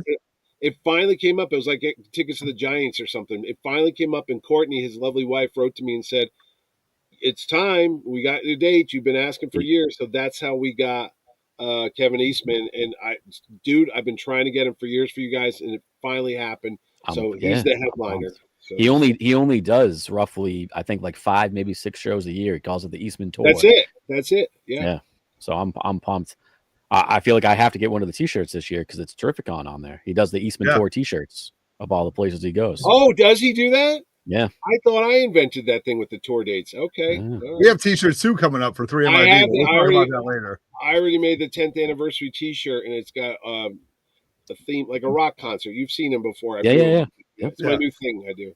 I would say we have a pretty super T-shirt coming out. Yeah, it was a great story. This is a great story. When we were at Cliff's a while ago at the DoubleTree Hotel, Mitch looks at me and goes, what theme are you ripping off this year for your T-shirts? And I'm like, Mitch, it's going to be super. And he's like, okay. Yeah, but if you noticed, I've done that too. Yeah. If you look at the logo, I had Ordway draw me the Terrificon logo in the Superman typeface. Yeah. The molded bevel thing. I'm not wearing it right now. I should have been, but I will say the last year's 3MIB was Turtles for the anniversary. Yeah, so it was. You'll be seeing that one again this year because I will be wearing it again. All right. You don't care if I bring anybody else, do you? You're just like, no, I'm just going to talk about him. I'm very thrilled because I've met him many times. I'm pumped. I'm already hit up a few people for commissions at this show. Oh wow! So I'm very excited. We got huge name JR. He's back again. Yes, and I missed him last time for my Christmas card. It didn't happen. Yes, okay. So he is okay, well, no, he's been here before, like 2 or 3 years ago, and he's back. I just hung out with him and his lovely family in Italy. Jesus Christ, about 3 weeks ago, and he actually, I did some commercials with people, so I'll have those coming up soon too. Okay, but Johnny's great. He's coming in from Texas now. He moved. He used to be in New York his whole life, and now I'm like, what the hell are you doing in Texas? So he's coming in from Texas, but we're gonna have a special. Next week, I might put it up. I'm going to put it up soon. There's going to be a John Romita Jr. experience, if you want to call it that. He did it last time, but it's only limited to 60 people. Breaking news, you're hearing it now. This is important. 2 sessions of 30 each, $250. But before you go, oh my God, that's a lot. You're going to get 10 autographs. You're going to get like a drawing and a special print, and you get to hang out with John. I think it's for like an hour or 2 hours. Oh my God. On my Christmas card, forget it. I'm in. You just sit in a room with them and you talk to them and you ask them whatever the hell you want, and it's limited to only like 30 people. It's like a special experience. There you go. It's a meet and greet. That's awesome. I'm all in on that. Oh my God. I'm going to put that up soon, and you can pre-purchase it. But dude, it sells out. He's doing it at Heroes Con. It sold out in a freaking week. It sold out very quick at Heroes Con. Yeah. Don't sit on it and go, oh yeah, I'll get it at the show. Yeah. It ain't going to be available at the show. And again, I think $250 for 10 autographs, consider what people charge nowadays and all the other stuff you get with it. Oh yeah. You get to hang with his drawings alone, he does pre-drawn drawings. I think the cheapest is like $150. Yeah, they're not bad. You get heads of Spider-Man and Daredevil and the whole work. So Johnny's going to be back with us. Well, it's good. That way Otto can buy that and not make me stand in line for another picked autograph. up an Italian comic book when I was over in Italy, and I made John sign it, and it was an Italian Spider-Man that he had done the cover for. And he was looking through it too, because what they do in Italy is they take 3 or 4 issues and they put them in one thick book of 64 or 80 something pages. And he'll have like what was the Gang Wars story that just went through Spider-Man. They have like 4 chapters in one book, but it's a floppy book. It's not like a perfect bound. It's not like a trade. It's just like a slick comic, like newspaper-ish. Like yeah. But no, not so newspaper-ish. I'll bring it to show you. But he was checking it out too. He'd never seen it. He's like, oh, is it an Italian comic book? So so that's cool. This is a big one. Another legend. You don't see too often. No, they'd never been to our show before. Yeah. Freaking the X-Men, the Image Comics founder. Cyberforce, man. Cyberforce. Yeah. Mark Silvestri, another legend. That's big. That is big. This is also huge. Oh yeah. Oh, this was a big deal, Mitch. This is a huge story right here. Like, he does one show a year. One kids. I don't make this shit up. He does one convention a year, and he told his guy, I want to do that Terrificon thing I hear so much about. Really? So, again, I'm not touting my own horn, kids, because I really don't care what people think about me. I'm too old for that nowadays. But when I hear this stuff through the grapevine that, oh, Hickman's coming because he heard all, I mean, dude, we had Snyder, Stegman, Capullo. We get the big ones, and they're all like, hey, go to Terrificon. Not because the fan base is great, which it is, but it's a fun time. That's exactly what it is. It's a unique experience. And like you said, Chin, you and I go to hundreds of shows, man. I go to freaking VFW halls, and I go to big ones. Like, 200,000 freaking. I go to Italy, for God's sakes, Oh my God, Italy. And there's just a sense of community, and you guys are like the heart of that with all your shows and all your collecting friends too. Yeah. You really don't get that. And I'm not saying that because I'm the freaking owner, which I am, but it hasn't changed. It's still the same. It is a fun hometown. Back, John Wesley Shipp used to, his dad was a minister down south. And he said, when I come to your shows, I get the same type of vibe my dad would have at like a church picnic on the weekends, like all the friends and families, and you see your friends that you haven't seen for a year or guys that you haven't talked to in a couple months, and you all get together for 3 days, you hang out, you have a great time, you buy books, you talk comics, you have some fun walking around the show and the casino and all that stuff. You meet these legendary creators and shit. Dude, it's the best time of the year. My favorite weekend of the year. Yeah, it is. It's like a freaking hometown high school reunion with comics. Right. And then to kudos to that is when we might say, hey, everybody, let's meet at our booth at 3:00 for a huge group picture. But I got 50 people. Like, security's like, what are you guys all doing? Like, we're taking a massive picture. I know. I see it. When I do the layout, I make sure I give you guys freaking open space. That's not by accident. That's Uncle Appreciate that, Mitch. Doing the floor plan. But literally doing the floor plan, going, oh, Jesus Christ, I got to give freaking Otto about 20 feet of clearance so he can get his group and get a group shot. There you go. Awesome. I don't think other shows are worried about their tables for their vendors and just. Yeah.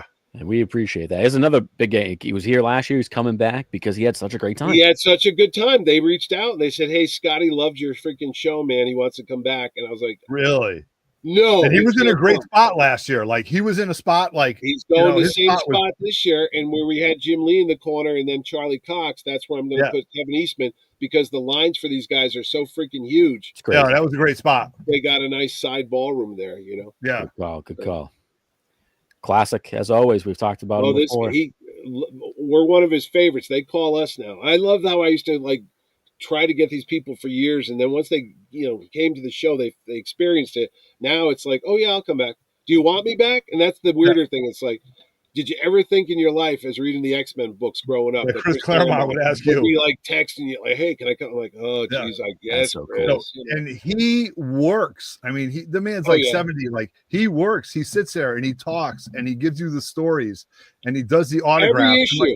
Every issue, no matter which book you bring to him, he can tell you a unique story about that book. I don't know how he remembers it because he's done so many books over 50 years, but he will remember it like that. Like, yes, this issue. That's what the character is. This. He's been called, and here's another inside baseball story for you.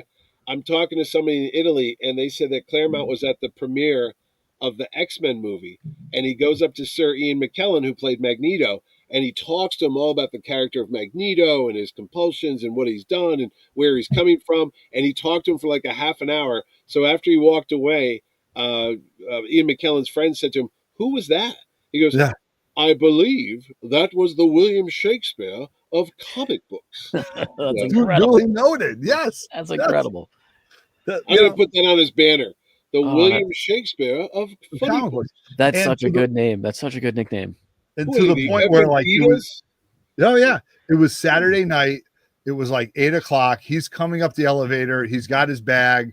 He is like completely like going up to his room. And I looked at him and I'm like, "Mr. Claremont, thank you for a great day." And he was like, "Thank you very much for stopping by." And he went on his way. Like I didn't want, again, an interaction that I wouldn't have at any other con, but just simple and just a quick thank you. And it was just amazing. It's awesome to see him.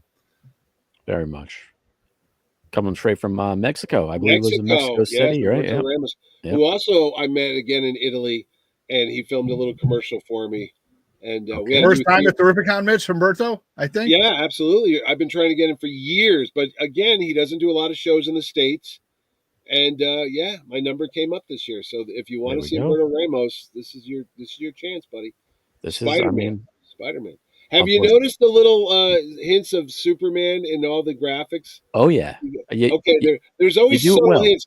I make the graphics, and I always like make sure there's a theme. So you'll see Superman's in a lot of graphics, and there's usually a Fantastic Four. I try to whatever movie's coming out that year. You do unfortunately, unfortunately, McNiven. I love the guy. I'm reading the new Daredevil Hell story that Charles Soule wrote because I got Soule coming as well. But he can't make it. He just said, "I can't make it." It happened. Speaking of Soul, I met him last year. I'm a huge Star Wars fan. His Vader run is one of the best. Oh, this is awesome.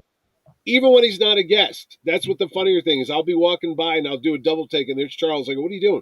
"Don't tell anybody I'm here." He literally shows up like a fanboy and just buys a ticket. Really? That's awesome. More than once I've seen him like at the show when he wasn't a guest. And I'm like, "What are you doing?" And he comes in from New York and he just hangs out for the 3 days. So yeah, he's a very nice man. Amazing writer. Yep. Terry Moore. This is pretty big. I mean, come on, Strangers in Paradise. People have been asking for this guy for years, so I finally got him to show up. Yeah, it's a good one. I try to get some unique people. So many people. Another guy I've been asking for this guy for years because you'll see an Indiana Jones book back there and Superman and a Frankenstein book. I don't know if you guys have ever read this thing, but it's insane. No. It looks like Boris Karloff. He got the rights from the Boris Karloff estate to draw an adaptation of Frankenstein and make it look like the movie version of it. So it's nuts. Okay, that's pretty cool. He's comic book royalty, that dude. Okay. Kyle Baker. Another legend, Kyle Baker, doesn't do. That's the issue I'm talking about. I say we were talking about the truth for Isaiah Bradley. Isaiah Bradley. Yeah. So there you go. He did a great run on The Shadow years ago that I used to like. And I'm trying to find that Plastic Man. So if Bob Stevenson's listening, I want that trade. Oh, Plastic Man, there you go. Collection. It's a crazy book, man. It's like Ren and Stimpy shit. It's out there. Yeah. All right. I Be on the wanted to lookout, sign it. people. Joelle Jones. This is a good one. Well, I was just looking at the Wonder Woman the other day. This is a great read, right? Beautiful art. My God, I bought her ticket too the other day, so she's coming in. I love when I see these people go, I already bought their ticket. I know they're coming. Yeah, like cross off the list. Good to go. Oh, it is a list. It literally is a list, and I sit there with a checklist. And you got a pair here. These people, I have that book on the upper left corner. I bought it in 1980. Okay. That one right there. I got it right over there. I got to get them to sign it. I bought it at Book World in New Haven, Connecticut, hometown of her husband, Richard Penny. He and I would go to the same comic book shops in New Haven. Wow. Yeah. I have an ElfQuest signed by both of them. I met years ago. Yeah, absolutely. I met them both. But there's a book that Richard Penny wrote in, and then maybe Wendy commented or something like that. So there's this whole like backstory that I'm trying to like investigate. You know what I mean? About how they met through comic books. But awesome. Innocenti. She's her and Johnny Romita Jr. are going to do a Daredevil panel because they did. Oh, hell, really? Very nice. I just set that up today because I'm also doing the panels. Okay. You take care of the panels? Is that another department, Mitch, that you take care of? It's another department. I only work once a year, as my wife would say, so I do a lot of crap, a lot of shit in the last couple months. So yeah. I've met this guy before, Jeremy Adams. His Flash run was awesome. He's killing it on Aquaman. Great writer. This is a good one. I mean, here we go. Friend of the channel. This is you, Tom King. That's him. That's this is great. You know what the funny thing is about Tom King? Years ago, Tim Seeley was at my shows. And yes. Tim Seeley, I'm at New York Comic Con. I'm talking to him and Mike Norton, who's another great artist. They does Battle Pug. And he says to me, you should really get my friend Tom over there to do your show. And I go, Tom who? He goes, well, he's taken over Grayson from me, you know, the Dick Grayson story. Mm-hmm. And I go, oh, yeah, whatever. So I go over to Tom King. This is at New York Comic Con. He's not at his table. So I leave him a note saying, your boy Tim Seeley said you're a good guy and you should do my show. So here's my name and number and email. So get back to me. So years later, I get him to come to Terrificon, and he's like, you're the guy that left me that note. And I'm like, yeah. And then he was the big shit because he had just come off the Batman run. Yes, and everybody was flipping out. And I'm like, oh, my God, I had him before he became Tom King, basically. Yeah. And I just didn't act on it. So the Supergirl movie's based off of his run. It is. I put that up there in the corner purposely for that. And there's a Mr. Miracle cartoon show that just got announced today. Off it, because if you have never read it, it's 12 issues. It's one of my favorite. I love the Justice League International characters. He kills it with that run. And then there's Adam Strange, and you'll go down the next guy, his buddy. I would say with Mitch.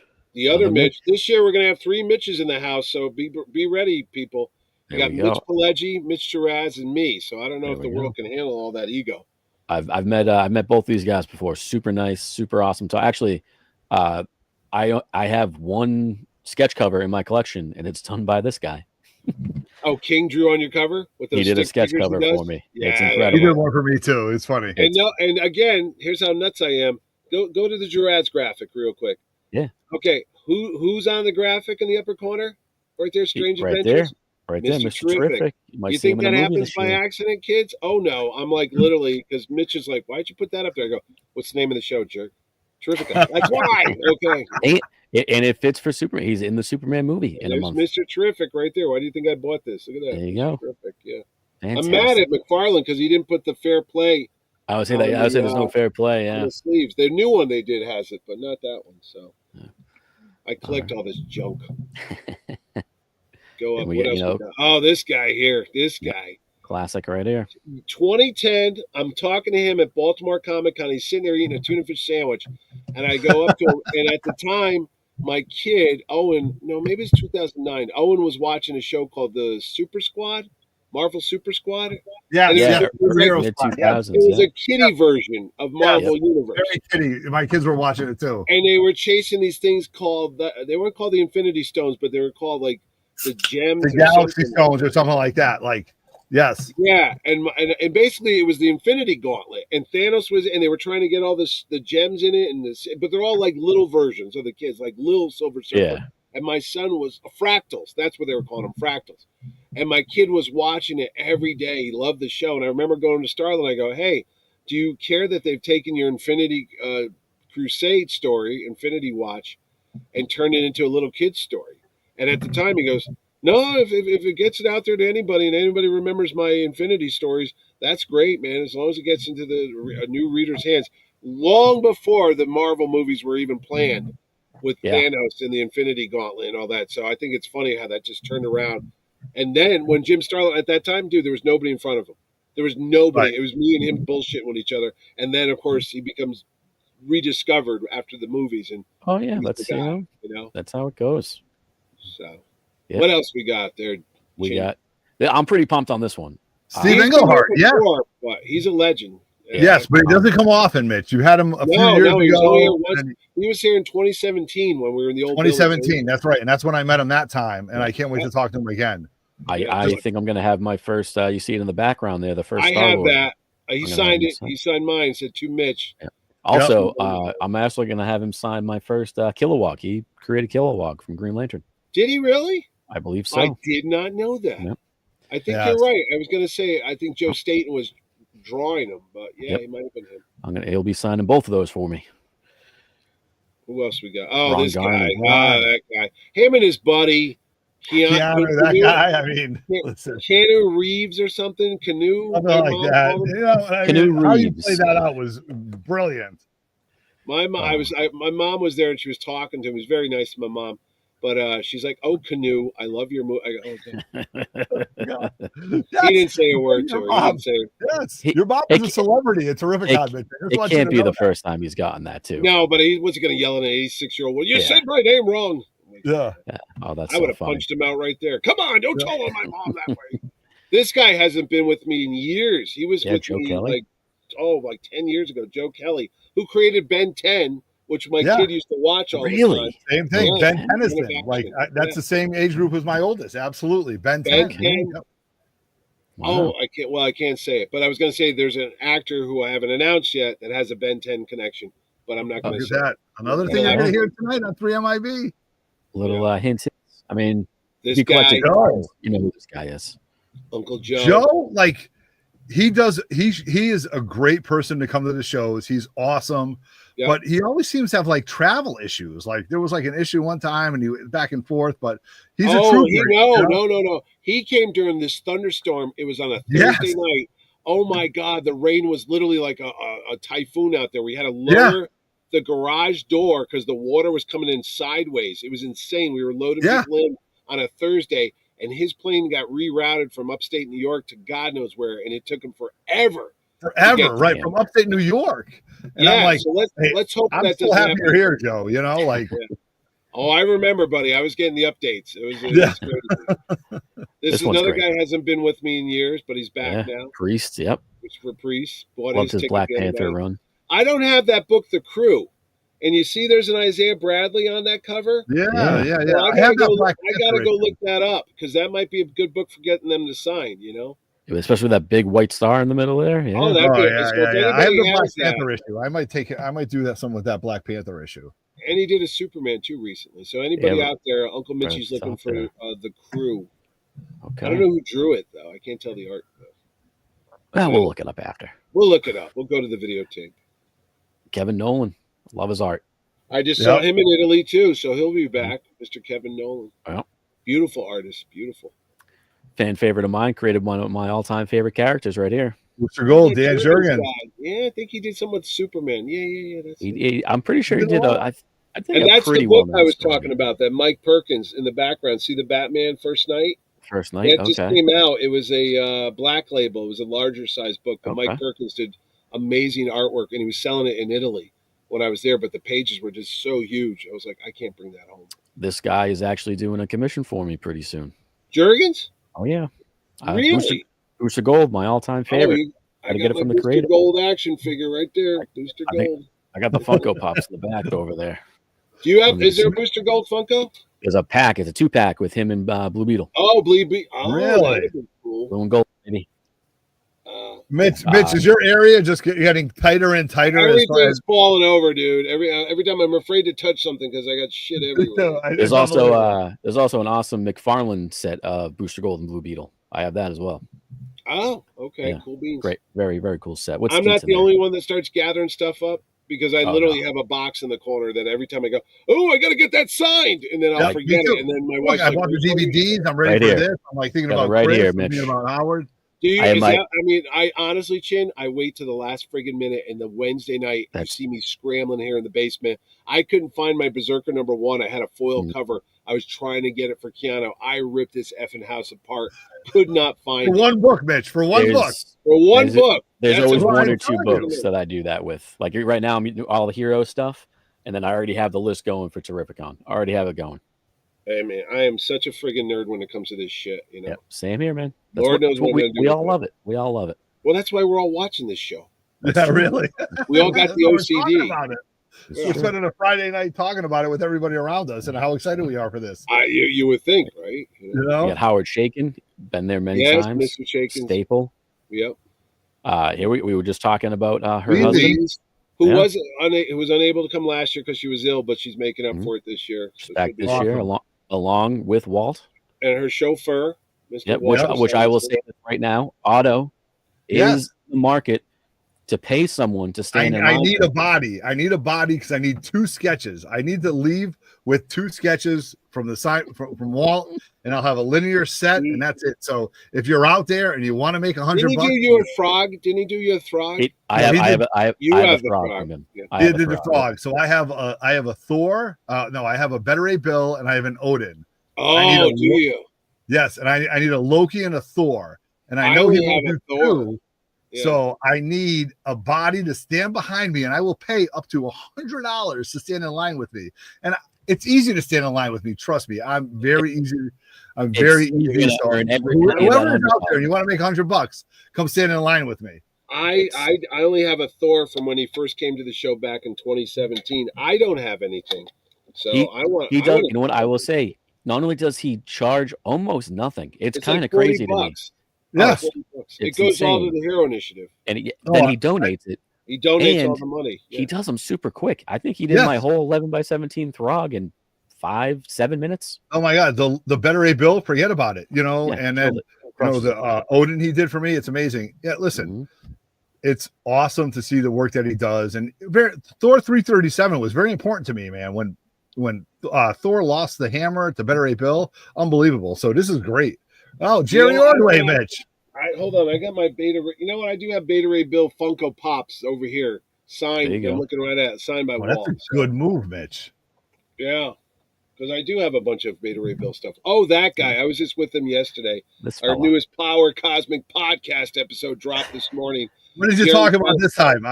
Jerry talks about how a bat was in his bedroom last Saturday and he freaked out. And he thinks it bit him. And I'm like, oh my God. So I kept calling him Count Orcula. And I said, who drives to get the pizza? Because it seems like you're telling him where to go. He goes, He goes, I think I got bit by the bat. And I said, well, go look in the mirror. If you can still see your reflection. Just shut up. Don't make fun of it. I mean, this was 8:00 on a Sunday morning. I'm getting the call. And I'm like, what's that? And the funnier thing is, I'm not lying. The night before on Saturday, I watched this YouTube show because I'm a loser and you guys weren't on. And I watched my Robo Don't Know. It's about toys. And then I watched this guy called Minty. And he does like top 10 things you never knew about a certain movie. And it was about the great outdoors with John Candy and Dan Aykroyd, which is one of my favorite movies. And there's that scene in the movie where there's a bat in the bedroom. Yeah. And they're trying to kill the bat. And John Candy's got a mask and he got a tennis rackets. And I'm watching that at night. At midnight, and I go to bed, and at 8 a.m. on Sunday, Ordway's calling me about a bat that was in his room. I go, "Oh my God, it's history! It's art repeating life, or whatever the fuck that is." I've had that bat situation happen to me before, and it's horrible. It's not fun. It's not fun at all. Yeah. So Jerry will only be at Terrificon at night now. Once the sun goes down. Don't bring any crosses in front of him. Yeah. I'm pumped on this. This is a new guy driving up from Jersey. You know, his co-writer there, Brad Meltzer, was at the All Yeah Comic Shop today. Really? All right. Brad Meltzer was hanging around New York City. Yep. All right. Good to know. To Franco. Yeah. I liked his. I love the Lockjaw and the Pet Avengers. That was a great one. That's why I think I'm going to get him signed. I got to put that off to my stack of books. I enjoy it. If anybody has the Scotty Young cover of that, you let me know. That's a good one. Oh, the Pet Avenger ones? I yeah, got tons of Scotty Young covers. I'm looking for the Throg one. I think that's behind him. Yeah. I think I got there is a Throg behind him, but there's a Scotty Young Throg of it that I'm looking for. Okay. Would love to get that signed by him. Okay. Here we go. Greg Land. Land, awesome. Just bought his tickets the other day, and his wife asked me to change his picture, so you might notice there's a new photo of him. All right, great. I had a sketch done with him. He did half of my mashup, my Batman and my Jean Grey and Batgirl. He crushed it, half and half. Unbelievable. Got on the commission list. Gave him a little bit of deposit, and by midway through Terrificon, I had an amazing sketch from Greg. Awesome. One of the 13 books. So he awesome. did a thing for me. It's great. Who's Unfortunately, this one? Oh yeah, Briston can't come down. Yep. Again, it happens. It happens. What are you gonna do? This guy, I'm pumped on him. Another turtle guy. You guys brought him to my attention. Yep. Michael Dooney. We were at a show in east of the river, whatever the hell it's called, up in. I think it was a CliffCon actually. Well, okay, yeah, and he came up to me and he said, "You're Mitch, right?" I said, "Yeah." He goes, "Oh, these guys have been telling me I got to get a hold of you. I'm Michael Dooney and I do turtles." I go, "Whatever, let's go." Yep. So that's how quick he got signed up. Yeah. He does turtles. He does Usagi. And he's great. He's right in Massachusetts, local guy. Yeah, he is. Yeah. Yep. Awesome work. And then this guy here. Oh, I'm so excited. You want to hear about craziness? I'm in Italy. He's in Italy. We're literally in the same cities the whole time I'm there for that week. I'm in Rome. He's in Rome. I'm in Florence. He's in Florence. I'm in Venice. He's in Venice. I'm in Lake Como. And we finally bumped into you, and we were literally emailing each other like, "Where are you going tomorrow? I'll be there too." And you're thinking, what's going on here? And he and I had the same travel plans. And that's finally, awesome. I'm in Italy, and I come walking up the street, and he comes walking out of a restaurant, and we banged right into each other. I'm like, "David, bitch!" And the families were there and everything. But I'm like, "And I'll see you in 2 months at Terrificon," you know. So I own a couple original pages from him. Do you? Yep, from Turtles. He actually, I have a commission coming from him. He's one of I love his art. I love David's art. He's a great guy. He was here years ago. Years ago. Super nice man. And yeah, I'm excited to see the commission he's working on for me. Can't wait. Here we go. Scott Hanna. This guy every year comes. Yep. He says, "Loves Terrificon." Yep. Can't get rid of them, especially if it got John Romita there. You gotta get a Romita. Yeah, you get the Spider right there, the 9/11 issue, black cover. Yeah, that's not done by accident. Yep, that's the way to do it right there. Here we go, Brett. We're talking more Superman here. Yeah, there it is. He's been here a couple times too, and Thundercats #1. That's right. Also, I just want to point out that's 3 for Otto. I know. I've been watching. Well, you guys keep track at home. There you go. Yeah. Everybody take a drink when Otto has to go to the bathroom. Exactly. Look at this one. Another Turtles guy you guys recommended to me. Yeah. Eric Talbot. He's back from the Mirage and early days. I love that Casey. I love that Casey Jones. It's one of my favorite Casey Jones covers. He's got like a tattoo kind of style. I love it. I'm turtling out this year, buddy. I love it. I love it. Turtles for you. I love it. Just for you, Ken. I appreciate that. This one I'm pumped on. I will be hitting him up for a commission. I loved his run on Flash. Yes, amazing. And notice I did put the yellow flag because I had it all tied together. So hey, the first appearance there, that his Jeff Johns run. I'm going to reach out to him shortly. Hopefully he is doing some pre-show commissions. I am very excited to meet him. Never met him. Can't wait. Cannot wait. There's a Blue Beetle. I didn't realize that. He did. Yeah, he worked quite a bit. This is my buddy. This is my buddy, Chris Giarusso, who did the posters. Really? Yeah, Chris has been with me since the one-day hotel shows 12 years ago. Wow, okay. And, oh, yeah, he's old, too. He did the first, before there was Jerry Ordway, there was Chris Giarusso, and he used to draw the posters for me. So for the 10th anniversary, he did Superman poster, which I have, and a Fantastic Four issue 3 variation. Yeah. That's the one we used today for the promo. That's awesome. You see those flyers and postcards out as comic shops. That's Giarusso. Okay. Sorry. Very cool. He's just did a crazy connecting cover with like 18, 20 different covers. It was recreating the Marvel Encyclopedia. See one of them up there with Daredevil? Oh, with the middle there. I lined them all up in the living room upstairs. It was nuts. It was like 30 feet long. That's pretty cool. That's impressive. We got Stephanie Phillips. We were just talking about her. I was just talking about her. My buddy Stephanie will be coming to the show. I will be getting my Rogue and Gambit signed because as you were talking, Mitch, there's always that one book you can't find. And that's the one I couldn't find last And year. I love the white covers because it makes it easy to get signatures. Yep, it makes it pop. Yeah, it does. It does. Here we go, This John guy Beatty. here, boy, John Beatty, right here. G.I. Joe. In 1984, and I was joking to him about how he signed the Secret Wars poster with Zek, and I found it when we were painting my kid's room 2 weeks ago. I found it upstairs. I'm like, oh my God, I've been looking for this for like 25 years now, so I got to bring it back. I met him at Terrificon. Was it last year or the year before? No, he hasn't been here. He was here when Zek was here, which was like about 3 or 4 years ago. And no more Zek, so that's, Zek's down in the Philippines. He ain't coming back. Yeah, so he's out of the country. Yeah. He's out of the country. Mark Morales, I love his always comes to the show. Always a good guy. I have a Thor sketch from him from years. Beautiful commissions. If you guys want commissions at a great price, don't be stupid. Get Morales, get a lot of these guys you see coming up. It's like you will get top quality artwork for a fair price. It's unbelievable. That's one thing that so I'm gonna just take a pause right now.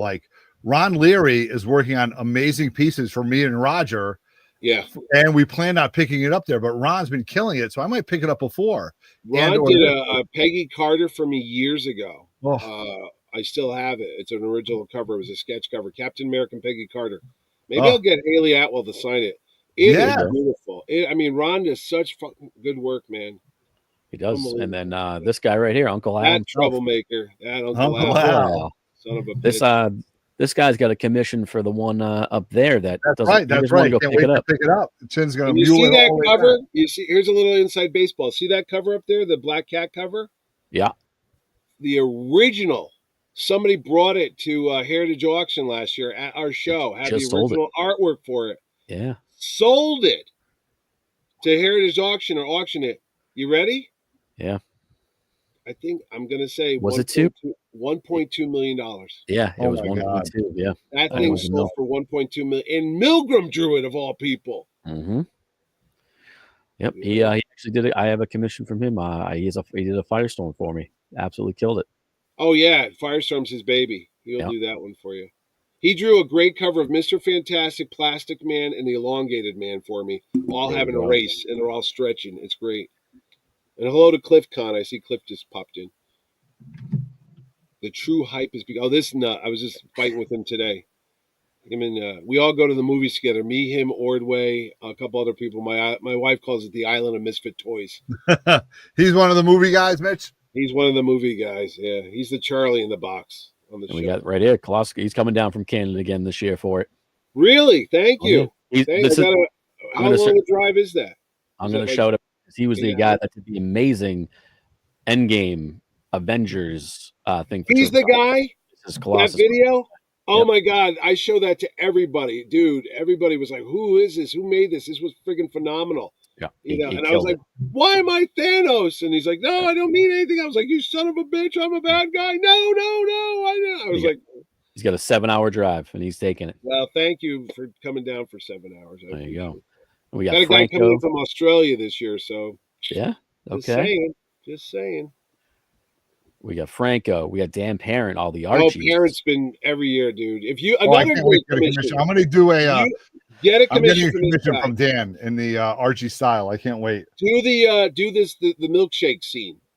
He loves doing that. He did a Captain America, Peggy Carter, a Sharon Carter for me. So Cap's in the middle. They all have one milkshake, and they got 3 straws. And you see Cap looking like, uh-oh. And there's Peggy and there's Sharon. So you could get a Turtles, dude. You can get a shredder. Get a shredder and 3 guys on a milkshake. So there's the milkshake with 3 straws. Splinter in the middle, Shredder on one side, and Raph on the other side. So that sounds amazing to me. Otto's over there doing This Old House. I don't know what the frig he's doing. That sounds about right. Yeah. I believe a 2x4. I think that's a structural wall. Another legendary guy, Bob McLeod. Oh yeah, we got Bob McLeod. We got Kupperberg. I'm going to tell you another breaking highlight. That guy. Here I am. Do it. Ready?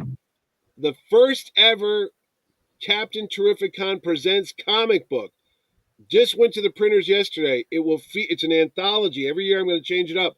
This first premiere issue, $4.99, will have a 24-page story by Paul Kupperberg about the Scary Squad. It's about a bunch of kids going to a Terrificon, and they Okay. get some cosplay outfits that are haunted, and they get powers. And not only that, if that's not enough for to buy that story, there's a 3-page backup called Harley the Terrific Dog about yours truly's pup in a Terrificon running around saving the day from Mint comic books being destroyed. That book will be on sale. It's a limited run. I only printed so many because I don't have a lot of money, but you can buy the first ever issue of Captain Terrificon Presents Hell yeah. this year, $4.99. I'll sign it. Paul will sign it. A couple of the artists that are at the show worked on it will do it. I'm just going to throw this out there. We happen to know one of those artists, and if you guys, I'm just going to throw it out. If you look kind of hard at some of those background panels, you might see some familiar faces. Just throw that out there. Just saying. Just throwing it out there, you know? Yep. So pick that book up. yeah. Support the cause, boys. Hell yeah. Get a 9.8. Signed. Karate chop. There we go. Mirka, she's been here before. She's coming on back. Yeah, love her style. Italian artist doesn't come to the States much. So. And there we go. We got the couple right here. We got Jimmy Palmiotti and we his got lovely Amanda. bride, Miss Amanda Connor. There you go. Hasn't been here in a couple of years, so can't beat that. No, Steranko's not coming this year. I'm sorry, Colossus. No, he's busy, Mitch. Huh? He's still at that dinner. He's still telling stories from his last one 3 years ago. He's in the cave, Chin. We don't worry about him. Emma, Oh my God. royalty right there. Look at that. Hubert right there. Yeah. Granddaughter of Joe. Look at that. That's pretty cool. That's cool. This guy, I love Mike McCone. Oh, Mike, the Road Warrior. The dude's doing every show. He's coming in. You'll see the Hero Initiative button in the corner there. The great folks at the Hero Initiative. Yeah. They look, man, not everybody's got great health care. Not everybody can afford to take care of themselves. I'm getting on my pulpit here, my milk crate, my orange crate. You got to give to the Hero Initiative because all these guys are considered freelancers. They're not on a payroll. They do not get health insurance and stuff. They don't get things like you and I would get if we worked a lot of jobs. So a lot of them have situations. Peter David just passed away. Yeah. He had health issues. They helped him out. A lot of these guys need some help in their later years. So if you get a chance, go buy some artwork from these folks. And you said Walt Simonson always gives the Hero Initiative. Yep. Throw a couple bucks in there, buddy. And that money goes right to these folks and helps out artists and writers that you don't know. I have a piece from Mike McCone, and I will say, ringing endorsement, one of my favorite pieces in my collection. Oh, he's never done a bad piece, dude. Not that any of these guys do, but every single one of his is on the run. Super nice man. And honestly, I didn't know when I first met him. He's from Jersey, but he's Scottish. Wasn't expecting the accent. What's that Edinburgh part of Jersey? You don't want to go there. Yeah, right. Shit. I actually might have him do another piece for me for Terrificon. That's how much I enjoy his work. How well he crushed my mission. And he's a real nice guy too. Super nice dude. Yep. Actually, funny story, very quickly. I talked to him at WickedCon, is where he did the commission for me. Yeah. And he looked at me. He goes, "Have I met you before?" I was like, "Maybe, like a while ago." Like, the one at the casino, the Terrificon. I was like, "Oh my God, that was like 2 years ago." No shit. Yep. You know, here's another story. When you go to Mike McCone, when he was an art student, he had to be a nude model. So tell him that you have original art of him as a nude model. Okay. Another inside baseball story. So anybody out there watching the show, and I see all your names over here in the comment section, go to Mike McCone and said, "I heard you were a great nude model in art school," and see what he says. All right, that's okay. All right. So Tom Rainey, here we. Tom Rainey, you get a commission from Tom Rainey, fucking unbelievable, man, unbelievable. The detail this dude puts in his stuff, you're never going to be upset with anything from him. You got more Hero Initiative too, which you love to see. I don't think a lot of other shows have promoters coming on saying fucking unbelievable. So again, this is church going Mitch over here with his X-rated mouth swearing about stuff. So Jim Calf, another dude, fantastic dude's always been at the show. Again, Hero Initiative. Yep. This guy here, highlight this guy. He did the poster this year for the Terrificon 10th anniversary. It's a takeoff of a classic Neil Adams Action Comics cover. In fact, it's on my shirt. Look at that. There you go. Oh, that one right there. That's where that came from?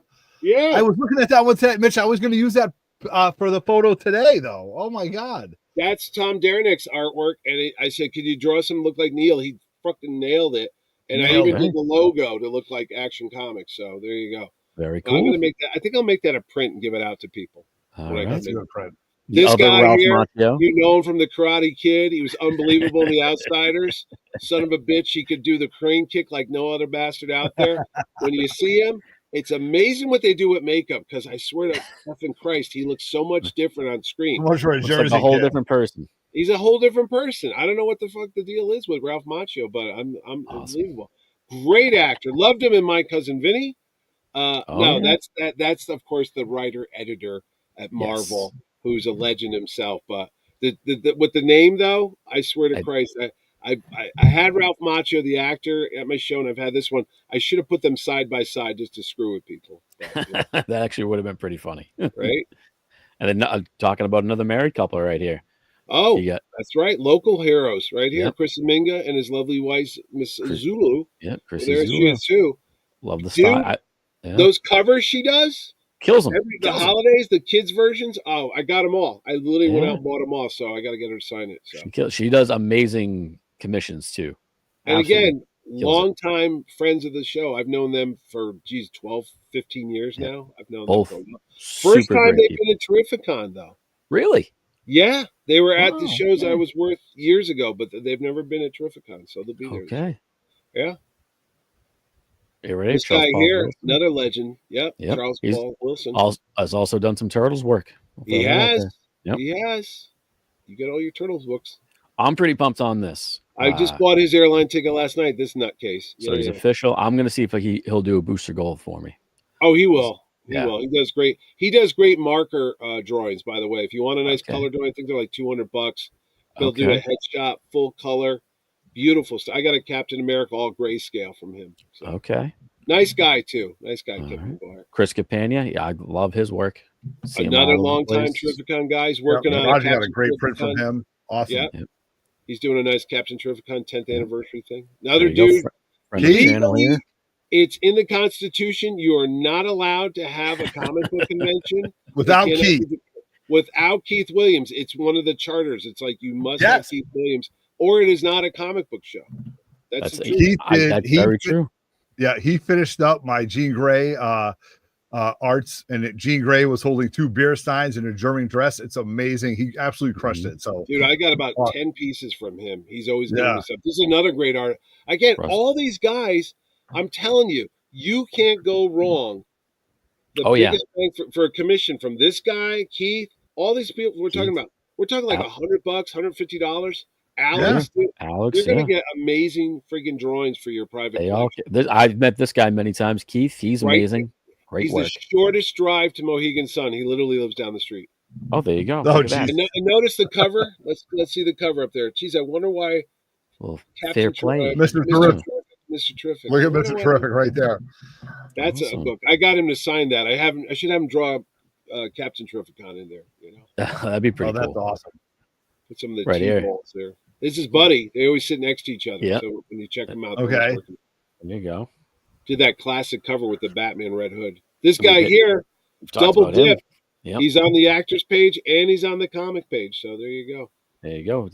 Brian triple threat, if you will, almost. Yeah. Nicole does amazing work. Amazing. Nicole can tell stories about her, me, and Ming Chen from back in the old days. And oh boy. Yeah, she's been a long-time friend of the show. I've known Nicole for many years. This guy, another one.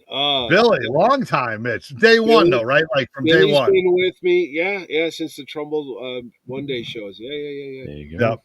Always a great artist. Try to get on his commission list, though. This guy here helped out with the Captain Terrificon Presents book, Mr. Wheaton. Oh, okay. He'll draw you Simpsonized, folks. If you want a Simpsonized that's what I want to do. That's what I'm definitely into that. That's what I want to do. Dave the brother has an awesome Planet of the Apes. He did a Captain America. Is that who did that, Chin? Is that who did the Planet of the Apes for Dave? Oh, that's awesome. It is, yep. Another great value. Now they're not going to charge you an arm and a leg, but you're going to get a beautiful piece. You know, love Adriana. Same thing with Adriana. Love her work. Yep. Coming in with the Hero Initiative. I forgot to put the sticker on that. This guy here drew the terrific Wonder Dog story. You'll see him at the show. Okay. So Awesome. Harley the Wonder Dog is drawn by Rich. Get Jim down Jim, here. Look at that, more been with Archie. me forever. Yeah, he's always been there. Yeah, Tanya coming back. Tana Ford. Yeah, she's great. I always say it wrong. Yeah, I always I'm want to telling say. you, all these folks are outstanding. If you got a jam piece or a commission, this guy here, another legend for God's sake. Joe, I've had a lot of stuff done by Joe. A lot of Wolverine stuff, a lot of fun He stuff. did a Gambit for me last year for $200, and you would look at this, be like, oh, that cost you at least $500-$600. Oh, really? No. Unbelievable. Yeah. Insane. The value is unbelievable. Yep. This guy here, Tony Harris, I got to buy his ticket. I didn't do it yet. Oopsie. But he's a great artist. Going down the list still. Yeah, there you go. This guy, Jacob Chabot. If you're into SpongeBob comics, he's done that. He's kind of got like a Scotty Young, more refined style, but he does a lot of little kitty drawings. Yeah. Demasi, and these guys here, dude, the Shattered Comics, these guys are legends. You know those big, giant mosaics? He's doing a Turtles one, Last Ronin. He's doing it as we speak. He's going to have it done for the show. It's going to be a variant Terrificon exclusive. There you go. Really? Yeah. Last year he did the Magneto one. Yeah, no, Magnet's amazing. I'll be picking one of those up. Last Ronin. Yeah, he's sending me updates. There we go. And of course, there's still more to come. Believe it or not, less than 2 months to go. And I still got some shit up my sleeves. Look at that. Look at that. Announcements to come, people. I'm going to pull a quick auto. I'll be back in 30 seconds. Yeah, go ahead. There we go. All right. Bladders here. Mitch, about you. Mitch, 3-day passes. Where can we get them from? Like, can you get them at like local comic shop? 3-day passes you cannot get at comic shops because of the barcode that lets you in a half hour early and shit. Right. Half hour early on each day, if you get that? Each day you can get a half hour early. You can get those only online or at Mohegan Sun because there's a barcode and it's a scan thing, and don't yell at me, but that's the truth of it all. Gotcha. But if you want single day tickets, you could get them at BoomTube, Cave Comics, All Yeah Comics, Sucker Punch Comics, and I think that's it. I think that's the only ones you can get right now. But yeah, you can go and pay face value. You don't have to pay that Ticketmaster service fee. If it makes any of you people feel better out there, I do not get one effing dime, one effing penny for the Ticketmaster service fees. I know people get, I got to pay $15. Yeah, right. Brother. Go talk to your congressman. You don't want to pay, go do something about Ticketmaster. I can't help you. But I do not make any money off that service fee shit. So support your local comic shop. Yeah, show up and do that. I tell people, and I'm going to say this again, the 3-day pass is the way to go, even if you're going to do 1 or 2 days, because then you might be able to give the third day to another give person. Away to somebody. I don't care. Yeah, right. But Mitch, the line, like it was unbelievable how they break up the lines, and the lines for the early bird people was just amazing. And then like I was walking through the line and so many people were like, Otto, we bought 3-day passes to get in here because you kind of gave us that idea. And I'm like, you guys don't know. You can do so much, I want to say damage. You can do so many things the first half hour before everybody starts getting there. And then just do whatever you want to do. Like get a signature, get in a line here. No, if you want a commission, if you want artwork, these guys, excuse me, they fill up fast. So if you can get in there early, get in the damn commission line, run up to the guy and get on his list, because it happened to me. I was trying to get Frank Quietly to draw me a Captain America in Italy, and the show started at 10 o'clock. I got in at like 10:40. It was done. Yeah. Excuse me. But yeah, if you want to get it. And the thing is, too, I still have some VIP tickets left. Now, the VIP special, you get the 3-day pass, but you get some goodies as well. You get a T-shirt, you get a stickers, you get some prints, you get some other stuff that I throw in a goodie bag. You get a little goodie bag. But the other thing you get, too, is you get access for panels. You get, like, reserved seats if you want to show up for a big movie actor. You get, like, right in the front row for a lot of that stuff, too. There's only 250 of those available every year. I've only got, like, 20 left. They're a little bit more money, but if you add up all the stuff you get and then try to buy it individually, you're saving a lot more money. Trust me, the shirt's going to cost you and the poster's going to cost you. And like you said, you get the 3, but you also get the cut the line pass. You could use it once a day. This is huge. This is huge. It's a fast pass. And you get to go right up there and you get boom, you're there. And the thing of it is, sometimes there's a little miscommunication. Let me know about it, because sometimes the artists don't know, like, what's a fast pass, and then I run up to them and go, listen, if they come up to you and there's only 250 of them, if they have this, like this year it's a hologram, I just got it back. If they have this, it'll say Friday, Saturday, Sunday, good for one fast pass only. If they want to check that in and don't wait in 3-hour lines for whoever or Kevin Eastman or whatever, you can use it for one. And then my guys will take a hole punch and they'll punch it, and it's done for that. You can't use it again. But if you really are worried about you're not going to be able to see everybody, it's worth go ahead, get it. I mean, I'm going to make the money on the tickets no matter what. But if you really are like crazy and you want to get in there before anybody, and honestly, last year, the people that had the fast pass and the 3-day passes were the ones I picked the first 100 people for Keanu Reeves, because I figured, if you went and did something extra to get that 3-day pass, I'm going to give you a little something extra. So I picked the first 100, and they actually got up to like 120 of people that got to go see Keanu Reeves. So there you go. Yeah. So my biggest thing was, when you look at like he's coming back this year, though I am nothing. Okay. My biggest thing is when you look at price point, like when I met when I met Daredevil, Charlie Cox. Charlie Cox, I looked at it, I'm like, all right, it was like $110, $120. I don't even know what it was. It was $110 for a 3-day ticket. $110. Money.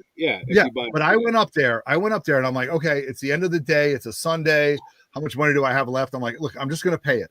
But when I have to tell you that when I went up there and he signed a comic book cover that my brother Brett did from I saw that. Yep. Looked at it, signed it, Charlie Cox, Daredevil, one of one, shook my hand, spent 10 minutes, I'm going to say 10 minutes, 5 to 8 minutes talking about it, taking a picture and walking away. I would have paid triple. When I met Rebecca Romaine Stamos, my crush, oh my God, she was so cute. My God, she said I was cute too. My God. So whatever Haley Atwell is, go ahead, because these are all the things that I'm all in on. Dude, honestly, I'm not going to say about pricing and stuff, but Haley Atwell is only like $80 for an autograph. Right. Yeah. And I say only, and I do, and I don't, somebody could challenge me here. I don't give a shit. So let me tell you, go look at some of the prices at some of these other shows for some of these people. And again, it's crazy. I'm not telling people how to do their business. That's up to them. Agreed. A fair country, supply and demand.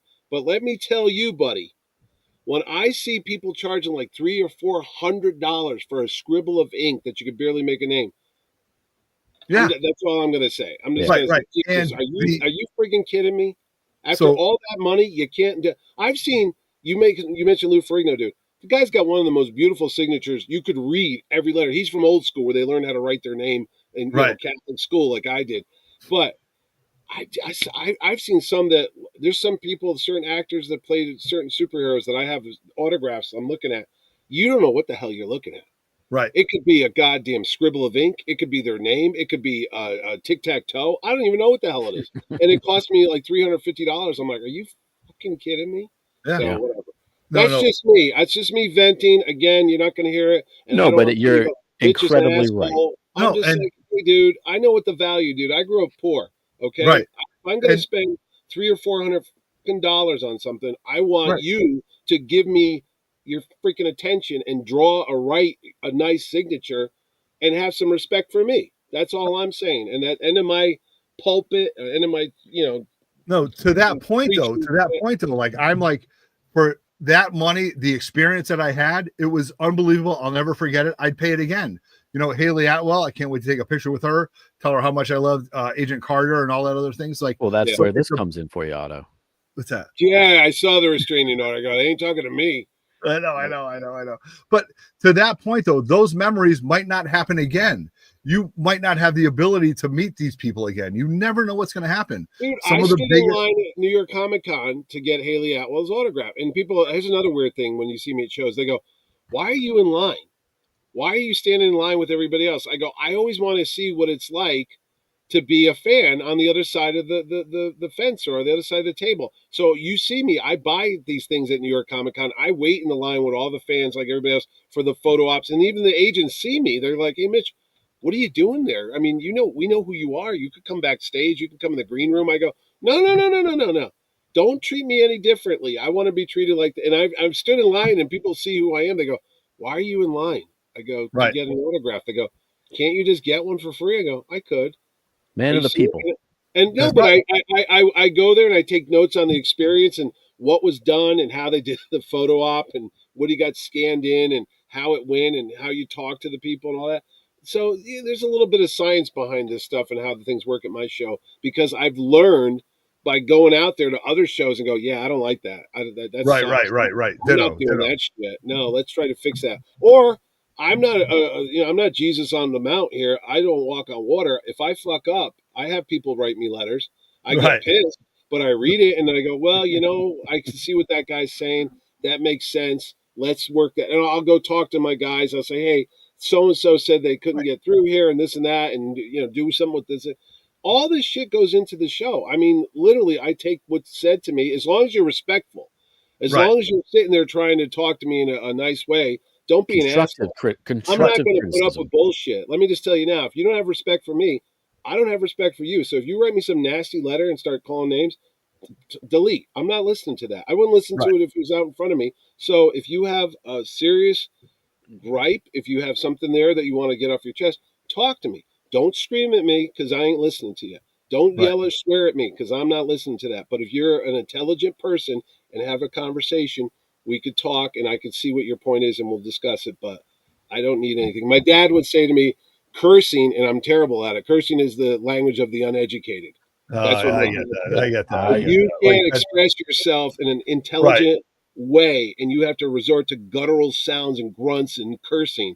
You've already lost the argument. You don't see lawyers in a courtroom effing each other up and mother effing each other. There's a reason why. This is a way civilized people discuss things. Very, very true to that. And the joke in my school where I teach is when I hear people swear, I go, please don't swear, to the point where like they see me and they just say that because you got to get your point across. But I will tell you, Mitch, it's very funny that you say that, and I appreciate that because one time we did like a preview show and we were talking about the map. And it just wasn't the right size. Like she was like, and then you changed it. You're like, I heard what you guys said. Yes, this was huge. I look, I'm not the great. Again, I'm cheap. I don't hire anybody. I was making the map in Photoshop and then blowing it up, and then I saw you guys shooting like I can't make out the numbers, and I'm like, oh shit. So I called up somebody. They're like, oh, you got to save it as a higher resolution, and that's how you do it. And that's how I learned. I didn't know. I get it. Love it. Love it. I mean, I know all this stuff because I'm so close to it. And I'm like, geez, I never thought sometimes it's too out of focus or blurry for you guys to see it. So I listen to what you say. I mean, not everything's like you're the greatest guy because my wife will tell me that. I know I'm not the greatest guy. So it is what it is. Oh, my God. So but anyway. August 8th, 9th, and 10th, Mohegan Sun. I hope I didn't piss anybody off tonight. I'm sorry if I was like cranky, Mitchy, but no, I want you guys to have a good time. 10 years of doing this thing, it's a lot of work and it's a lot of money. You give us a certain number of hours, Mitch. You have to understand, like Terrificon is, what did you say? 17 hours. 17. What is it? 17 hours. If you do the exact hours from open to close over 3 days, it's only 17 hours. But that 17 hours is like a wedding. You plan it for like a whole I plan it for a whole effing year. Right. To come off in that small amount of time, spinning 400 plates of vendors, 40 actors, 100 creators, making sure each one. One like time I heard you say, tell them Mitchell A.S. Halleck said yes. Like it was like your middle name, your Catholic name was in this, and it was so funny. You're like your confirmation name. Like tell him I said this. The Mohegan Sun tells me, they go, if you had a dime for every time someone says, oh, I know Mitch, or Mitch says I could do this, he said, you'd be the richest guy at this casino. Because all they hear all weekend is, oh, Mitch said I could do this, and Mitch said this, and Mitch, where's Mitch? They go, your name is repeated more time than anything else at this show. Right. That's fine. So on Sunday night, Mitch, when the show starts to get over, you go out to dinner, do you get some ice cream? What do you like? Well, no, first off, I make sure all the vendors get out the door. Okay. Then we clean it as best we can, and that's probably like 5 o'clock. The show ends. Amazingly, everybody's out there like by 8 o'clock. It's like you never know we were there. We're like those carnivals in the parking lot, that just kind of come and go. You're like, wasn't there a whole carnival here yesterday? And it's like nothing. And It's as much as convention is. It's amazing to hang out with great friends and make. It's true. Yeah. Yeah. But no. Once all the things said and done, it's probably about 8 o'clock or 8:30. My wife is still there, usually with the kids, unless they have to go back home to where they live. And I usually end up with a Pepe's Pizza, white clam Pepe's. That's my favorite. And I'll get an ice cream sundae because I'm so skinny over at Ben and Jerry's, and that's it. And then honestly, I not to make light of PTSD, but I have like that post traumatic feeling for the next week after the show. I will keep getting up at like 2 a.m. thinking the show hasn't happened yet. It really is. Yeah. I can't figure it out. My brain keeps going, oh my God, we got to go get Otto. No one knows where Otto is. And we got to go pick up Jerry Ordway. He's over at the bar. I don't know. Right. So I really won't turn it off for a good week. I keep thinking the show hasn't happened. It's insane. And my wife has to tell me I thoroughly enjoy Sunday night because when the kids were younger and we would go, like Sunday, you'd do one round, you get to walk around, and then next thing you know, you're driving and you get home, and next thing you know, it's where I am, it's like 5 o'clock on Sunday and I'm home. I'm like, my God, I could still be at the show having like a great time. So we decided to stay Sunday night. And that was so much fun because everybody's still kind of there. Everybody's unwinding. You go out to dinner and we just have a great time. And so Sunday night is very, very important to me. I'm not telling anybody what they should do, but I'm telling you, I thoroughly enjoy. If you can extend it, enjoy Sunday night because you get to enjoy the show all the way through Sunday and then hang out. You don't have to drive home and all that other stuff. So again, I'll tell you what, man, even though I said it's only 17 hours and 3 days and 4 days, whenever, it is something else. I mean, not to do it is like, wow, now that you're just saying that stuff, I go, Friday is like, oh, we're getting off the ground. Ground. Saturday, we're in full con mode. We're shit is happening. Actors are there. Eastman's there. Everything, Jim Lee. It's all crazy. Right. And then Saturday night, it doesn't end. After the show ends at 7, that energy is still in that building, and people are going nuts. And the people know who they are. Like Sheena's out at 3 or 4 in the morning. Otto's already taken his teeth off and put on. I'm not lying to you. From Thursday to Sunday night, no exaggeration, I get maybe a total of 6-7 hours tops of sleep. Yeah. Tops. Dude. How do you, and then of course I lose my voice every year. Every Sunday, you never get. I'm a whisper. I'm trying not by to. By Monday, you're like, oh, it's like razor blades, man. You can't swallow. I know. But no, what happens is I just start screaming and yelling and having such a great time on Saturday night. My vocal cords are shot, and then it's like, oh, forget. And I know it too. I can hear it. I go, up, we're done. I'm going to be whispering, and then my wife is like, God damn it, and I literally get about 3 hours sleep. I don't even care. I have a hotel room. Why do I bother? I only go in there, shave, and put on a new T-shirt, and I go right back out the next day. Because it's like, it's a nonstop freaking marathon. It really is. I have a tradition every single night. I'll grab like a Johnny Rockets milkshake and like French fries at like 4 a.m. Yeah. I'm that slob that eats it in the bed, passes out for 2 hours, and then right back at it. And then you go back at it. I mean, it's pure sugar high. I get the Krispy Kremes. Yeah. I don't drink coffee, but I'll have the Krispy Kremes and maybe a soda. So I'm got the caffeine thing going. It's not the healthiest diet, but boy, oh boy, it keeps you going. And then the fudge guy, I know as much as I love my boy up in New Hampshire, shout out to Jason, from the Little Giant. Yeah. He's always busting balls about the root beer guy and the fudge guy. Right. Let me just tell you, if it wasn't for the fucking fudge guy, the jerky lady, and the soda, the jerky person. I mean, God, I'd be dead. That's the Terrificon meal for 3 freaking days. The jerky truck. Like, here's my $100. This is my beef 3 days. Beef octane. I survive on that jerky. It's unbelievable. Your husband Joe Miller. They come to GamerCon. They come to what do you call it? Yes, they're great people, dude. Maple syrup French toast jerky, and I'm like eating bags of it, and my kids are eating it. We're all like wired on protein or whatever. When I'm at the booth and I'm hungry, I'm just like chowing down like this jerky, and I'm like, and then you can see the mess. What's that? And then you see the mess that he leaves behind. Oh no, I've seen it. Those are all the things that like we look forward to. Oh my God! Other thing is, I'll run by the chocolate moonshine, the fudge guy, and I go, hook me up, man. and it's like he just gets a chunk of fucking peanut butter fudge or some shit, and he gives it to me, and I'm like, and I was like, and then I go, hey, Kurt at Wild Bill's, wash that shit down. So I'm like literally getting diabetes from eating all the pure sugar, and I'm flying on chocolate fudge, the giant soda pop, and then washing it down with some jerky. It's insane, the diet, but it keeps me alive. No, I know. It's just got to get you through those couple days, and after that, for 3 days, I'm like, what are we doing? And then, from our point of view, like everybody's like, "Are you going live tonight? What floor are you on? Are you going to do a show?" We have to leave. I go up to the floor. I start moving the furniture around. The next thing you know, like we're having a live show, like in this area, and we're talking about. Yeah, I know. And you're like, I do it Friday and Saturday. And like one night I looked at Roger, I go, we're doing this on Sunday night. He looks at me, he goes, no, we're not, dude. Like, get out of here. But like Thursday, Friday, Saturday, because you have everybody, you have the energy, you want everybody to know. 20, 30 people just hanging out. Sunday morning is like the dawn or the Walking Dead, and what the WNBA team pissed at? They shut us down. That was that one time we got shut down. Oh no! Was it that show or was it GamerCon? I think it was Terrificon. They had like the Miss Asian Beauty contest. It was Terrificon.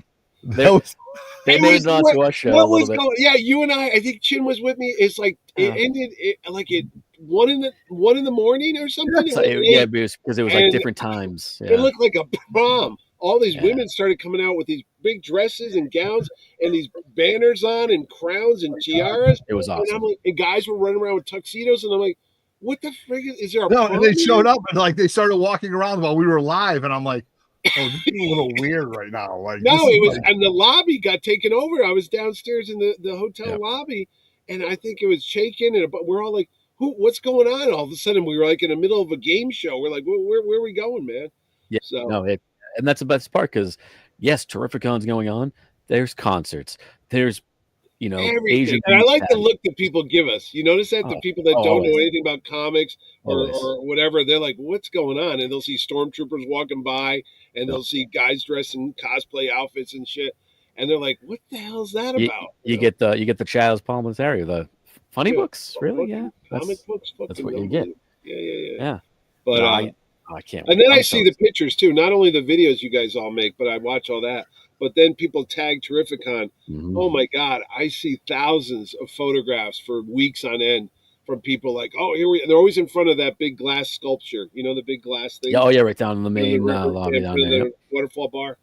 Yeah, that happens a lot. Nope. But I'm like, where'd they get this picture? I'm always trying to figure out where it is. And then I get, the weirdest thing that happens to me is people get selfies with me, which if you want to break your camera, go for it. I don't give a shit. But I'm always like, what? And I told you that happened with me and Keanu Reeves, right? Yes. Yeah. Walking down, Keanu Reeves had walked. We were at a Lansdowne having breakfast, and we come out, me, Garney, and Keanu, and his security guy. And I said, would you do me a favor? And not a lot of people are going to be able to see you because we only picked so many. But could you walk by the line of people waiting outside so they can say, oh, I saw Keanu Reeves and get a picture? He's like, yeah, I don't care.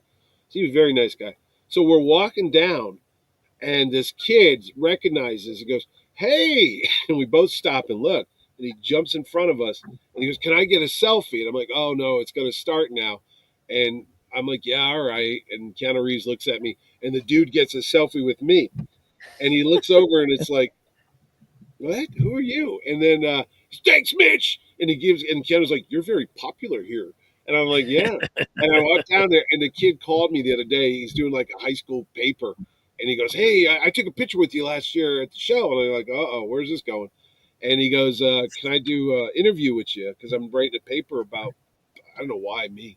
So I did it. And he sent me the picture. He said, oh, here's the picture. That was the kid. I was like, oh, my God, you were the guy. Because he goes, yeah, awesome. I waited at 1:30 in the morning to sleep out. And then, of course, I turned into a dad Mitch. I go, what did you do that for? I told you to line up at 8 o'clock. Why were you waiting at 1:30 in the morning? For God's sake, you should have gone back to your room and slept. I'm like, and why are you doing this paper on me? There's more important people. You should be talking to Otto or Chinmill. Those are real guys. I'm just a loser that puts on a show once a year, But whatever. So I hope you guys got your stuff answered. You went through the whole list. I haven't done the panels yet, Chin. Somebody's already asked me where the panel schedule is. I just finished the I'm excited for floor the panels. plan. Floor plan, is that coming up soon? Floor Or? plan's done. I could put it up. I mean, it's done. It's on a spreadsheet. It's done. I have my wife double check it because I'm like, oh, and she goes, "You idiot! You got some guy in." How's Mrs. Terrificon doing? How did she enjoy it? Italy? Did she have a great time in Italy? Yes, she loves Italy. Yes, she kind of likes Terrificon. We'll just put it like that. She kind of likes me too, so she's very nice to me. So no. She knows you guys. Yes. It's very nice to see her. You know, and she has a real job. She works in the real world. Okay, she doesn't know Marvel or DC. I told her we're going to see Superman on my birthday because it opens on July 10th. Yes. And she goes, "Oh God!" I go, "It's my birthday. You got to go." I'm like, "Oh, right. You have to." So, Mitch, we just did a review about all the Supermen. I mean, we went out. I mean, is Christopher Reeves, who's probably one of your favorite Supermen? Would you want to George Reeves, actually. George Reeves. Talked about George. Yeah, because I was a kid growing up in the 70s, and that was on Channel 11 in New York. Yeah. And my dad, we would watch that together. And the Batman would come on. Honestly, I know people love Adam West, and he was a great guy. Right. I didn't like Batman when I was a kid. I thought it was goofy. It's even at that young age. I was like, you're not treating Batman with the proper respect. So he's the George Reeves. No, Mitch, I'm going to date myself when I said we have to talk about this. And Mike the Beast was like, I don't even know anything about him because you didn't see that stuff. You know what I mean? But very interesting. And then the irony that we talked about was that George Reeves and Christopher Reeves had no relationship at all. No, their names spelled differently. One's Reeves. One's Reeves with an S. Reeves. You know what I mean? Keanu Reeves too. Yeah. So yeah, you have your tickets yet for Superman? Are you ready to go for that? I am, because I like James Gunn and I know Sean Gunn. I mean, we could call Sean Gunn right now. I got his number, but after we'll do it after. We'll do it after. Are you going with Jerry? Like, I'd love to. Like, I can't wait to the after review to talk about this. Ordway calls me. He says, "Hey, I got invited to the Superman premiere." He was on set. He got to go on set. He was on set with Dan Jurgens, Jim Lee, Frank Quietly, Scott Snyder. I knew about this a year ago, so he was down there then. But he, can't talk about it and no photos and all that. So whatever. But I knew about the movie, and the thing of it is, they invite him to go to the premiere, but it's in Los Angeles. And he's like, "Oh, I don't want to go fly out to Los Angeles." I go, "Whatever." So I mean, I flew out to the Indiana Jones thing a couple years ago. So the thing of it is, they invite the New York one is on Wednesday, July 9th. And I said to him, "Well, we're going to see it on July 10th. But if you get invited to the New York one, go to the damn New York one with all the stars and the actors." He's like, "Oh, I don't know if I want to go to the." I'm like, "What the hell, man?" Come on, Jerry. And this is from a guy who dragged me to the Black Adam premiere with The Rock, and we had to sit through that piece of shit. And I was like, "This movie sucks." And I was with Paul Paul. What's the guy's name? There was the president of DC. Paul. I can't think of his last name. DC. Yeah, Paul Levitz. So Paul Levitz is behind us. It's me. It's Ordway. The kid that's in the movie is sitting next to me with his mom. My God. Pierce Brosnan's behind me. The Rock's in front of us. Everybody's there from the movie. The movie sucked. I don't care who's watching, but it was not the best. Yeah. The movie comes up. It wasn't the best. You're like Ordway. So everyone's clapping, and I'm sitting there like this, and Jerry's, "Gotta clap. Why? They're all sitting around us. You gotta clap." I'm like, and I turn around and I look at Paul Levitz. I go, "What do you think?" He goes, "Which way was the elevator?" Oh my God! To get out of the theater, and it wasn't a good movie. But anyway, I'm saying what was good was you got to go to the pre-party. We were there with Jim Lee. We were there with all the actors. You got to see it. We didn't know what the movie was going to be, and then when the movie came on, you could have fixed this. And The Rock goes, "I spent 13 years working on it." And I'm like, maybe 14 would have been the magic number. But it had potential. Let's just say that. It did. It looked good. It did. But he was a dick. Black Adam's a dick. He's a dick. He's a terrible character. He's cocky. He looked like there is no other version of Black Adam that you could imagine other than The Rock, but just don't stop talking, you know what I mean? Then you get into that. Nobody likes him, man. Nobody likes that character. He's always been a jerk. It's not like the Punisher is an anti-hero, but you like the Punisher. There's something behind it. You love him. Lobo is an anti-hero, but there's some charm to the character. I've never heard anybody say, "Oh yeah, I like Black Adam." No one has ever said that. Nobody in this earth. And then I'm watching interviews with The Rock talking about it, like, "Oh, I grew up with Black Adam. He's a fan." I go, "Wait a minute. How old is The Rock?" Take it easy. Take it easy. I do the math. I go, the first Black Adam appearance actually appears in Shazam issue 13. Which is an awful cover. Like the first appearance of Black Adam is just the chainsaw shit and the lumberyard or whatever. Yeah, what bullshit. And then he goes, and I go, wait a minute, when was Shazam? When was he on cartoons? There's no way that the Rock grew up with Black Adam because he wasn't in any of the books. I'm like, that's some PR nonsense, you know? Oh, yeah. And why would you pick that character? Come on, really? Because he kind of looks like him. Yeah. No, but he does look like him. You know what I mean? That's like Otto saying he likes Lex Luthor when he was 6 because he knows he's going to grow up looking like that. Yes, my God. Oh, my God. Lex Luthor, though, it looks good in this movie. When I grow up, I'm going to lose my hair. So I'm going to. And you know what? And that Superman, I'm going to go after because I'm going to be more important than him. Oh, my God. What a great. Oh, my God. 2.5 hours, Mitch, you hung out with us. Thank you.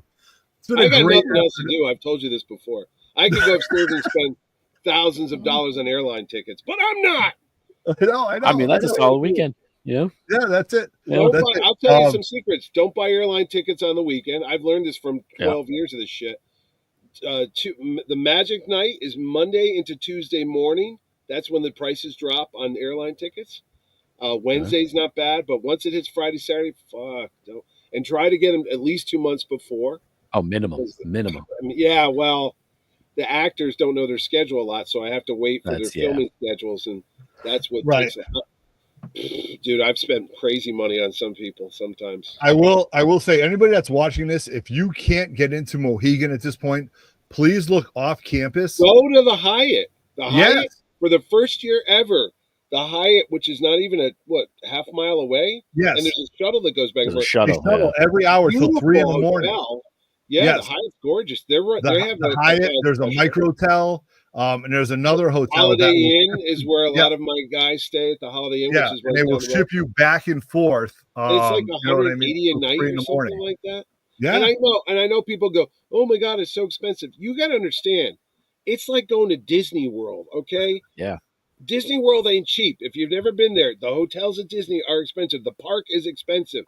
It's not a lot. I'm not expensive. I'm giving you guys free parking, kids 10 and free, and the ticket has barely gone up over the last couple of years. Super affordable ticket. All my other bills have gone up. If you want to look at the rental fees and the tables, the chairs, the pipe and drape, everything has gone through the roof in the last couple of years, but not your tickets. Man of the people. Yeah, but you know, there's a realistic business side that you go, hey, so much I could give back to people before you start losing your shirt, and you go, there's no cross on my roof. I'm not a charity. So it is what it is. And that's why some people go, oh, can I get a free table? Can I get a free hotel room? Can I get a free? I go, dude, I can't get free electricity. Right. I can't get free gasoline. There's nothing free when you get there. Let me go to the Stop and Shop and ask for free groceries. You know. Oh my God, Mitch! What about all the union guys that have to like help you set up and break down? No, there's no unions there. Oh, really? Okay. That's Demers. That's a private company. That's not a union. Gotcha. But like setting up and everything like that. But I pay them to set up the booths and the tables. Yes. And all that shit. Yeah. So, it's something else, man. Anyway, I've talked your ear off. I've ranted. I've vented. I've done everything I can. I hope you all have a good time. At the end of the day, as much as Uncle Mitchie's a cranky fuck and swears a lot. Just today, you can go back and listen to all the other videos because this has been awesome, Mitch. We're so happy to have you come on because people want to know about this, and we want everybody to know, like, listen, hey, you should know all these things before you go to this, so you have a plan because you have X amount of hours, and I can't tell you how many people say, we watched your video and I did this. Or I know this now. Oh, no, I watch your videos. I learned stuff about it. I go, is that true? And I look at my wife, I go, did you know they do this? She goes, I didn't know that. So, yes, it's very informative, just even for a guy who runs the damn thing. I'm like, I didn't know that. Awesome. So, you guys high praise from somebody who, you know, Mitch, we completely adore and appreciate everything you do for the comic book community. And I'm so happy that you're able to jump on tonight because I know it's only going to get busy. And this was no, such that's a why I was glad. No, you said you want to do it now. I said I'd rather get it like 2 months before. Yes, before you go on Channel 8 and everything like this. And the be Summer on of Auto Channel 8. starts like we're doubling down on the Summer of Auto by having you on tonight. You know, the Heroes, Hand Grenades, and Hangouts tour is huge right now. And this I thought is it was a different age. Funny? I'm dying. The theme on the T-shirt this year is the Heroes Hideout tour. Oh, I love it. Look at that. I didn't know you were doing that. So this year, all the tour dates on the Terrificon tour is all the secret lairs, like the Bat Cave, the Arrow Cave, the Fortress of Solitude. And it's all on the. That's why I'm looking at you like, what are you doing? That was my idea. But, awesome. Yeah, last year it was Terrificon, the Out of This World tour. So all the cities on the back of the shirt were all the planets, like with Thanagar or Zenla, whatever the hell. Thanagar, Krypton. All of it. Yeah. And the first year was the. I can't remember what I called it, but it was like Terrificon something city tour, and it was Gotham City, Star City, Central City, all the fictitious towns, Wakanda, all that was on the back of the shirts, the tour shirt. So this year it's all the hideouts. That's awesome. I didn't put you guys down. I should have put the 3MB. The grotto. There you go. Yeah, the grotto, Otto's grotto. I've been like, wait a minute, what? Yeah. I mean, we got to let Uncle Mitch go. He's got stuff to do. What do you think about that? Actually, I'm leaving you guys. I'm supposed to jump on another podcast now. Believe it or not. Oh, there you go. Busy guy. All right. I know. I told them that I couldn't be on tonight because I'm doing you guys, but now I'm done with you. All right. Let's anyway. If you see me at a show, I'll sell you tickets. I usually have them on me too. Which right on the spot. I guess the next show we're going to is there's no more Cliff Cons this month, right? That's done. Yeah, I think it's East of the River, right? East of the River, and then that's about it. And that's it. And yeah. So if you see me, I usually have tickets in my pocket, so I'll just give you some tickets. There you go. Perfect. Love it. What more can we tell you guys? Friday night, the Summer of Auto, Uncle Mitch, Chinmo, 3 Men in the Basement. I mean, Chin, sign us off, dude. We got to go. Mitch has got places to go. All right, I'm just going to hit end of stream, guys. Check it out. That I'm being held hostage. There we go, right? Yeah. Start doing the baseball signs, you know. Yeah. I think Mitch is saying he needs help. Yeah. But I know, guys, thank you all. Mitch, thank you so much for coming on, as always. That's going to do it for us. Be sure to check out some stuff. I'm going to another con next week. You're going to see a lot of coverage of. Yeah, it is. Good luck with the season of cons. So here we go.